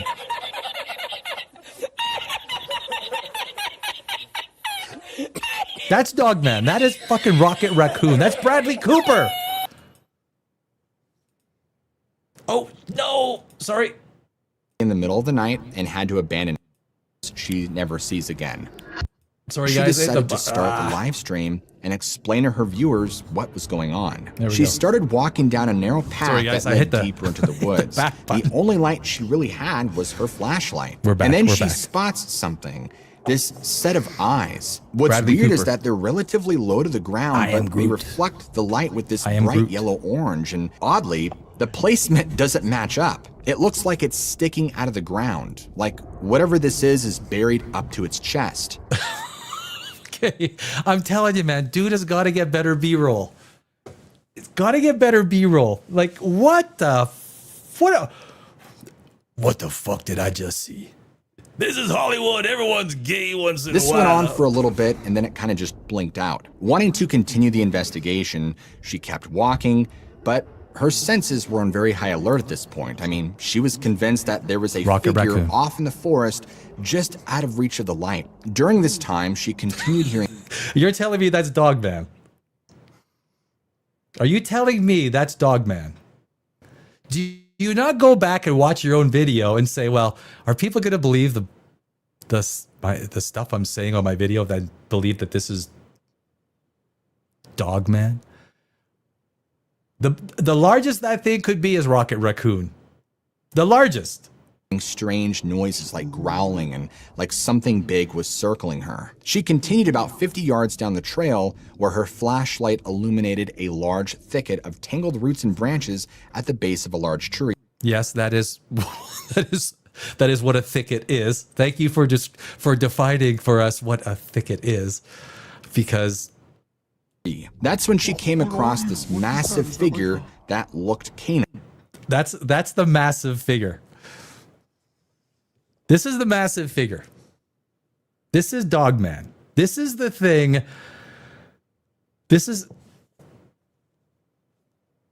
I am without speech. I have no. Through the massive branches, she could make out a very distinct shape and powerful shoulders. It had a canine muzzle and what appeared to be pointed ears. The most terrifying thing, though, was not just the eyes, but how, after it was spotted, it slowly crouched down without he zooms into it. It slowly crouches breaking down. eye contact. She watched for maybe only 15 or so seconds, but she could see as it swayed slightly back. It is an amazing amount of detail. So this woman is out in the forest alone. She's in a dense. Remember, she's in a dense patch of woods that is known for its strange sounds. Have you ever known, like, As a screenwriter, if I was going to write something, a woman comes into town, she drives into the gas station, you in town, sheriff's there. Howdy, ma'am, where are you off to? Well, I've heard that there's a patch of woods somewhere close by where there is an abundance of strange sounds. Oh yeah, that's down over there yonder. Might want to go. That's Dogman territory. It's Dogman territory. You know that. Back and forth, and then as soon as it I gotta write disappeared this from view, screenplay. she heard a low growl from her Where's my left. notes? And that can only mean one thing. It wasn't alone. After realizing that this thing had lured her back here to distract her, she was about to be flanked on both sides. Now, could the out there is walking on two legs. I did it again. This set of eyes. What's weird is that they're relatively low to the ground, but they reflect the light with this bright yellow orange, and oddly, the placement doesn't match up. It looks like it's sticking out of the ground. Like did it again. whatever My this apologies. is buried up to its chest. This went on for a little bit. Of branches, she could make out a very distinct shape and powerful shoulders. It had a canine muzzle and what appeared to be pointed ears. The most terrifying thing, though, was not just the eyes, but how, after it was spotted, it slowly crouched down without breaking eye contact. She watched for maybe only 15 or so seconds, but she could see as it swayed slightly back and forth, and then, as soon as it disappeared from view, she heard a low growl from her left. Low growl. And that can only mean one thing. It wasn't alone. It can only mean one After thing. realizing that this thing had two. lured her back here to distract her, she was about to be flanked on both sides. Can you imagine being the police officer? Like if you had to listen, okay, go on. You're okay. So you thought there was two of them, and then you believed you were being flanked. How come? Why did you think you were being flanked? So there's two rocket raccoons. Did one look like Star-Lord or Gamora? Like Groot? I am Groot. Maybe? Was this Dogman or was it Man Bear Pig? Now, could this footage be faked? Absolutely. I don't think that this... Wait, that was the actual footage? Oh my God. That was the actual freaking... That was the actual footage of Dogman? What am I looking at? I did this segment because I thought it was gonna like bring some real light onto Dogman. What? That was... is hoaxed with AI for several reasons. First is that AI is terrible at generating low quality live stream looking footage because it's trained on high quality footage and it just can't do it well at all. Secondly is the entire sequence of her coming up to the base of the tree and staying steady on this large figure before it ever crouches down is way longer than what AI can typically do. Something about this tells me that this isn't exactly a hoax. Unfortunately, something tells you that this isn't a hoax. You saw two little orange eyes, two little beady eyes poking up. Look, like literally, it's evidence that Rocket Raccoon exists, not Dogman. I already texted Bradley Cooper. No, I didn't. I don't have his phone number. But if I did, hey, Bradley, were you out in the woods there? Like, cause you scared some gal freaking pretty good. He says, yeah, that was me. Like, what the fuck are you doing? Like, all I can do is just present you with the information, but you have to come to your own conclusions. If real, whatever being she encountered this night remains a mystery. And because you guys have... Really? Do you really think it remains a mystery? Do you really think all of this is evidence for Dogman? So, Your Honor, I present to you the evidence. Made it to the end of the video, I want you to all comment down below, doggone it, so that way I know who made it to the end and who didn't. And so guys, I will never, one thing about YouTube, I never ask for a subscribe and I will never ask you to watch the end of the video. If I'm watching a YouTube video and someone asks me to make sure you watch till the very end because that's when I give you all the really good stuff, I literally back out. Fuck you.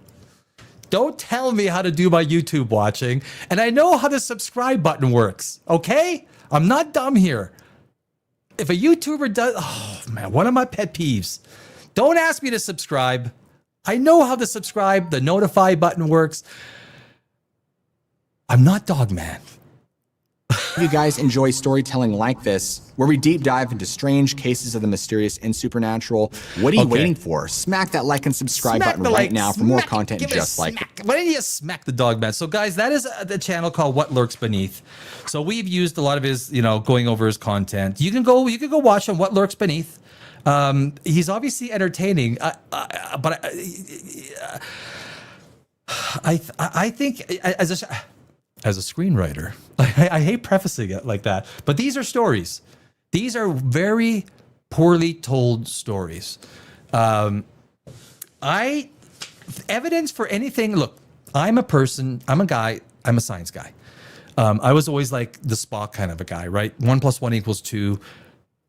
There is no part of the universe that it equals 3 or 2.5 or anything like that. 1 multiplied by 0 will always be 0. That's just a matter of fact. Water, nothing falls up. Nothing falls up. It's science, right? I do not believe that there is aliens among us. Now, I have friends that will argue with me all the time. There's no heat signatures. There's no evidence. That's a video. We will do lots of those videos, the alien stuff. I am a realist.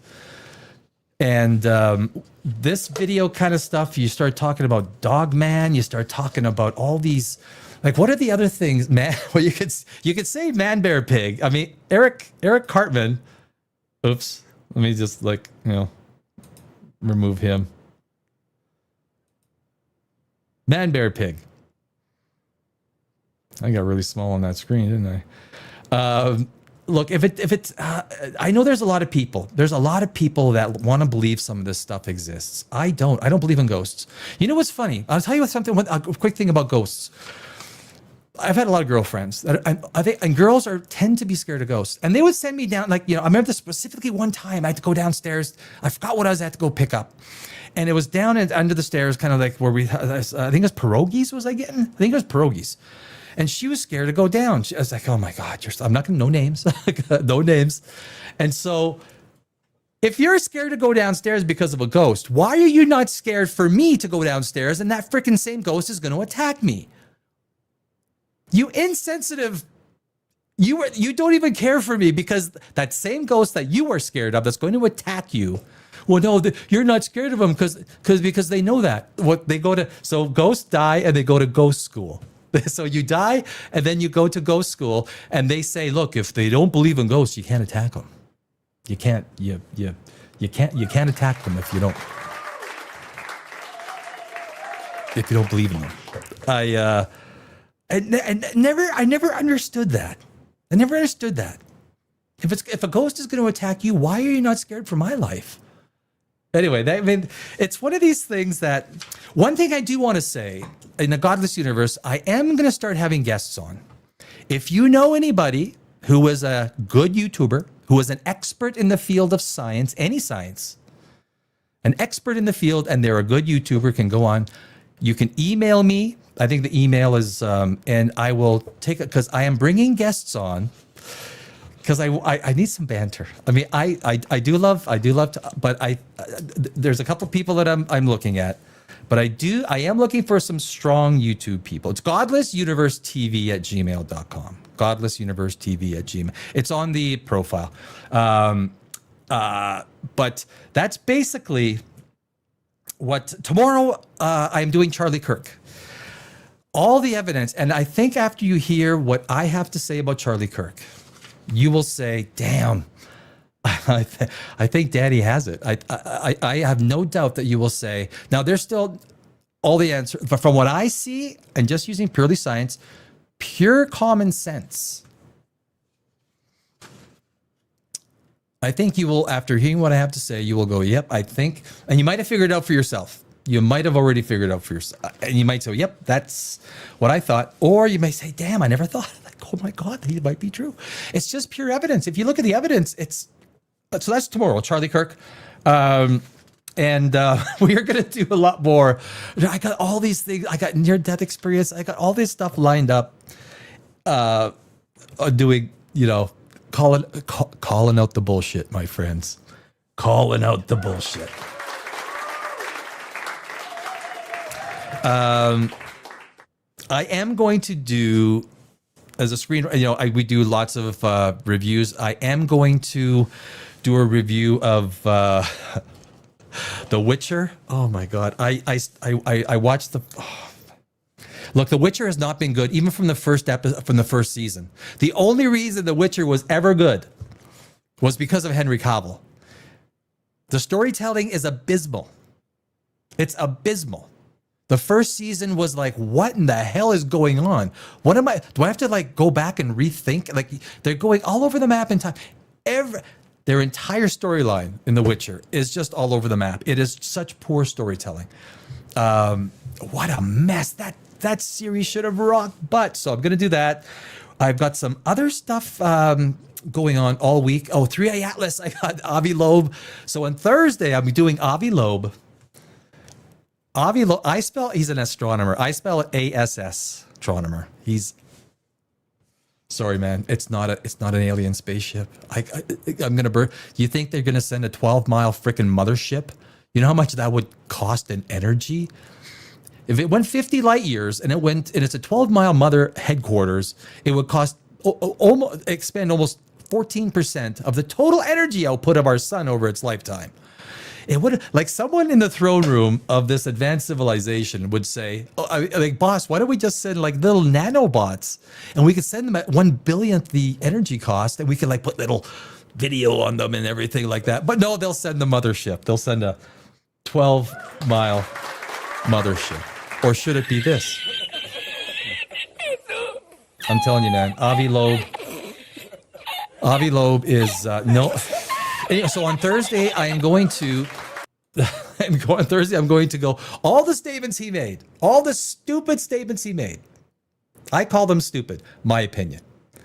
And then the scientific rationale behind all of his statements. And I think there's a reason why he's doing what he's doing. So it isn't 3i Atlas. He was wrong with Oumuamua. How did that work out? Oumuamua. Do you guys remember Hale Bop? 1997. Hale Bop. It comes by once every 2,534 years. So basically at around the time of Alexander the Great, before Alexander the Great was the last time we saw Hale Bop, before 1997. And of course, there was the people that drank the purple Kool-Aid. No one believed that there was an actual spaceship behind Hale Bop. Everyone knew that these people ended themselves in a stupid way for no reason. But now it seems like common fare that 3i Atlas very well might be an alien spaceship. So that's on Thursday, this week Thursday. And tomorrow is Charlie Kirk. That's all I got today, my friends. Thank you for spending time with the Godless Universe. That was fun. I enjoyed doing Dogman. We're gonna do. I don't know if there's more on Dogman. But there's a whole bunch more things that I have lined up that are similar to Dogman. If you watch the video, like, so even if you just do a 3i Atlas search and you pull down, you know what? Watch this. YouTube.com. And I'm going to go 3i Atlas. And I only want the last 24 hours. Today. Just give me the today stuff. And I am going to share that screen.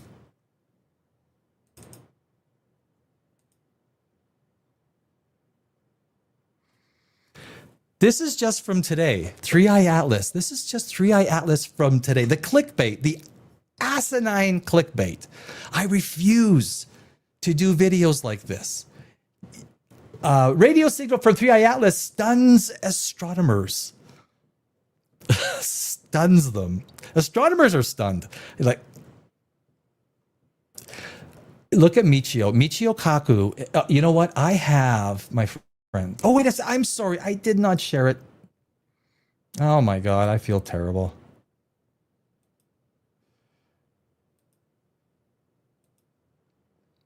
Why is this not going to...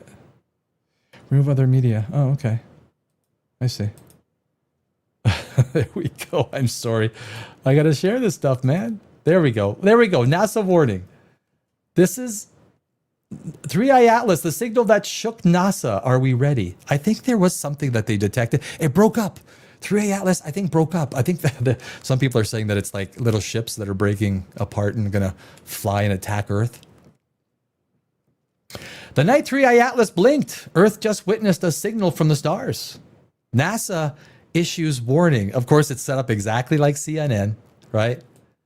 It's exactly like CNN.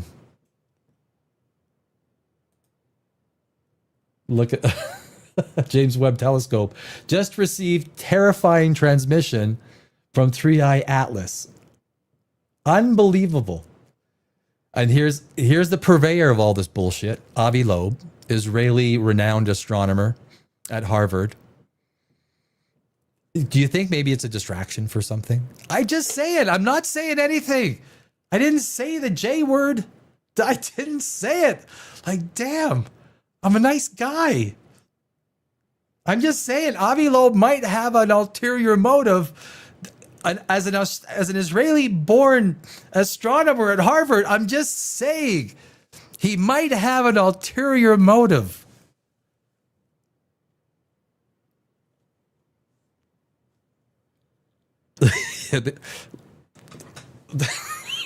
I seriously. Alien comet sends radio signal. Comet 3i Atlas signal. The first call from deep space.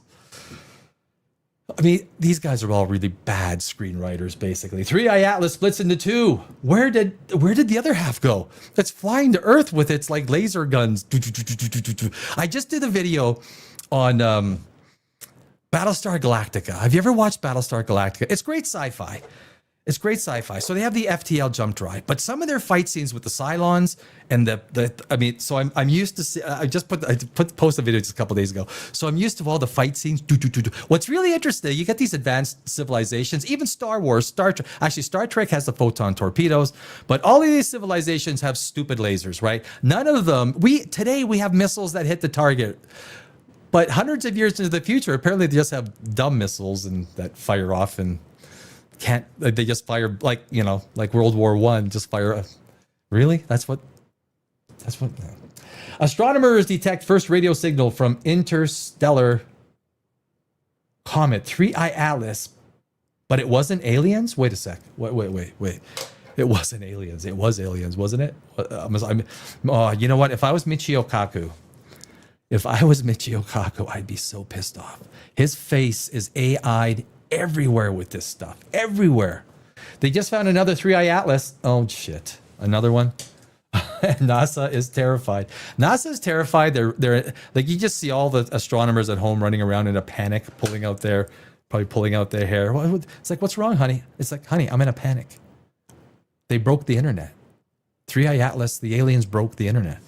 It's another term I hate. Every time I see they broke the internet, I will never hit that frickin' YouTube video.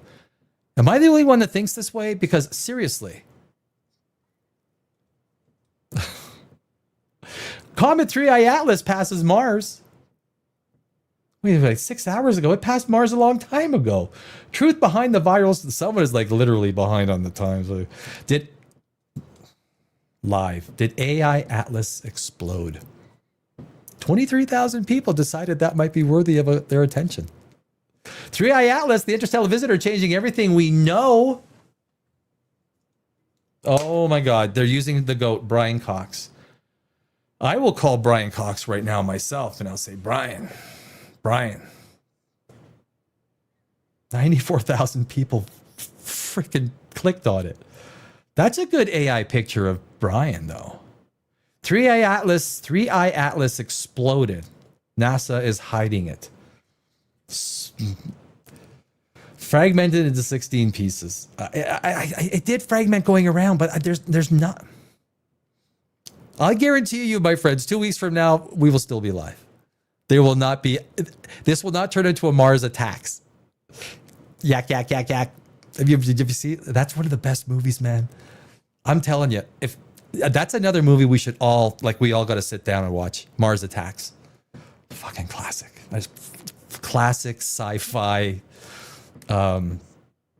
spoof. Brian Cox, oh no. So now they're using Brian Cox as much as they're using Michio Kaku on this 3i Atlas BS. 3i Atlas is communicating with something on Earth. Yeah, with me. I texted 3i Atlas. I said, hello, Nanu Nanu. Nanu. You remember which TV show Nanu Nanu was from? Nanu Nanu. Robin Williams. What was the show called though? I can't remember. Robin Williams. I'll remember. Oh, look at that AI of Brian Cox. That is so bad. Oh my God, that is so bad. The good thing is it has no views and it was 5 hours ago. Oh, my friends, this is just all bad. So 3i, what is NASA hiding behind the 3i Atlas object? Baba Vanga, Baba Vanga. Who's Baba Vanga? Baba Vanga. Is that like Beavis and Butthead? I am going to great Conholio. I will Bangholio you. Great Holio. Banga Holio. We're in trouble, man. If this is how society is going, I'm scared for society.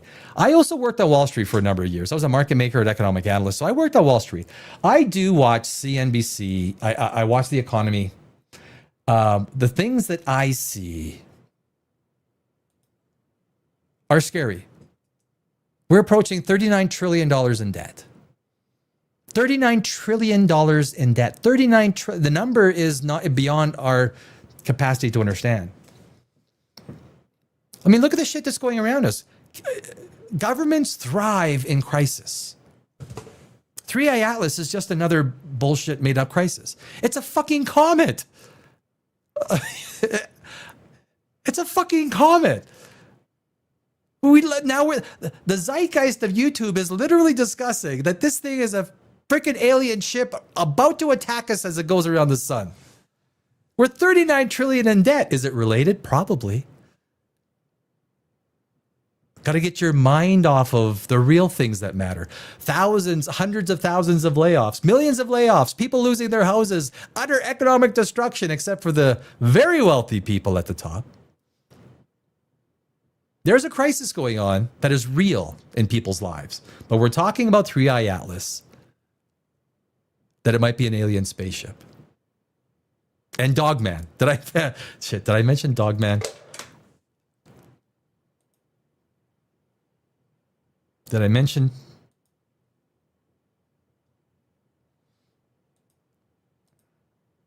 Did I mention Man Bear Pig?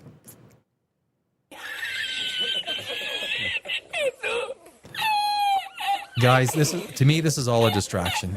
Science, 1 + 1 = 2. Things are pretty straightforward. If you go to bed at night thinking clearly, okay, I got it. Thinking clearly and not letting a lot of this stuff, the distractions are immense. And I don't like to see science used as a distraction, which is why I dislike Avi Loeb so much. The stuff that he's peddling is asinine. Science is literally, if you take a look at everything in the world that we have, science is the only superpower. That is literally the only superpower that exists in this world, science. And it is used recklessly by reckless people in ways. You're going to cut NASA's budget? Of any budget you're going to cut NASA's budget? They're going to cut NASA's budget. Anyway, I could go on.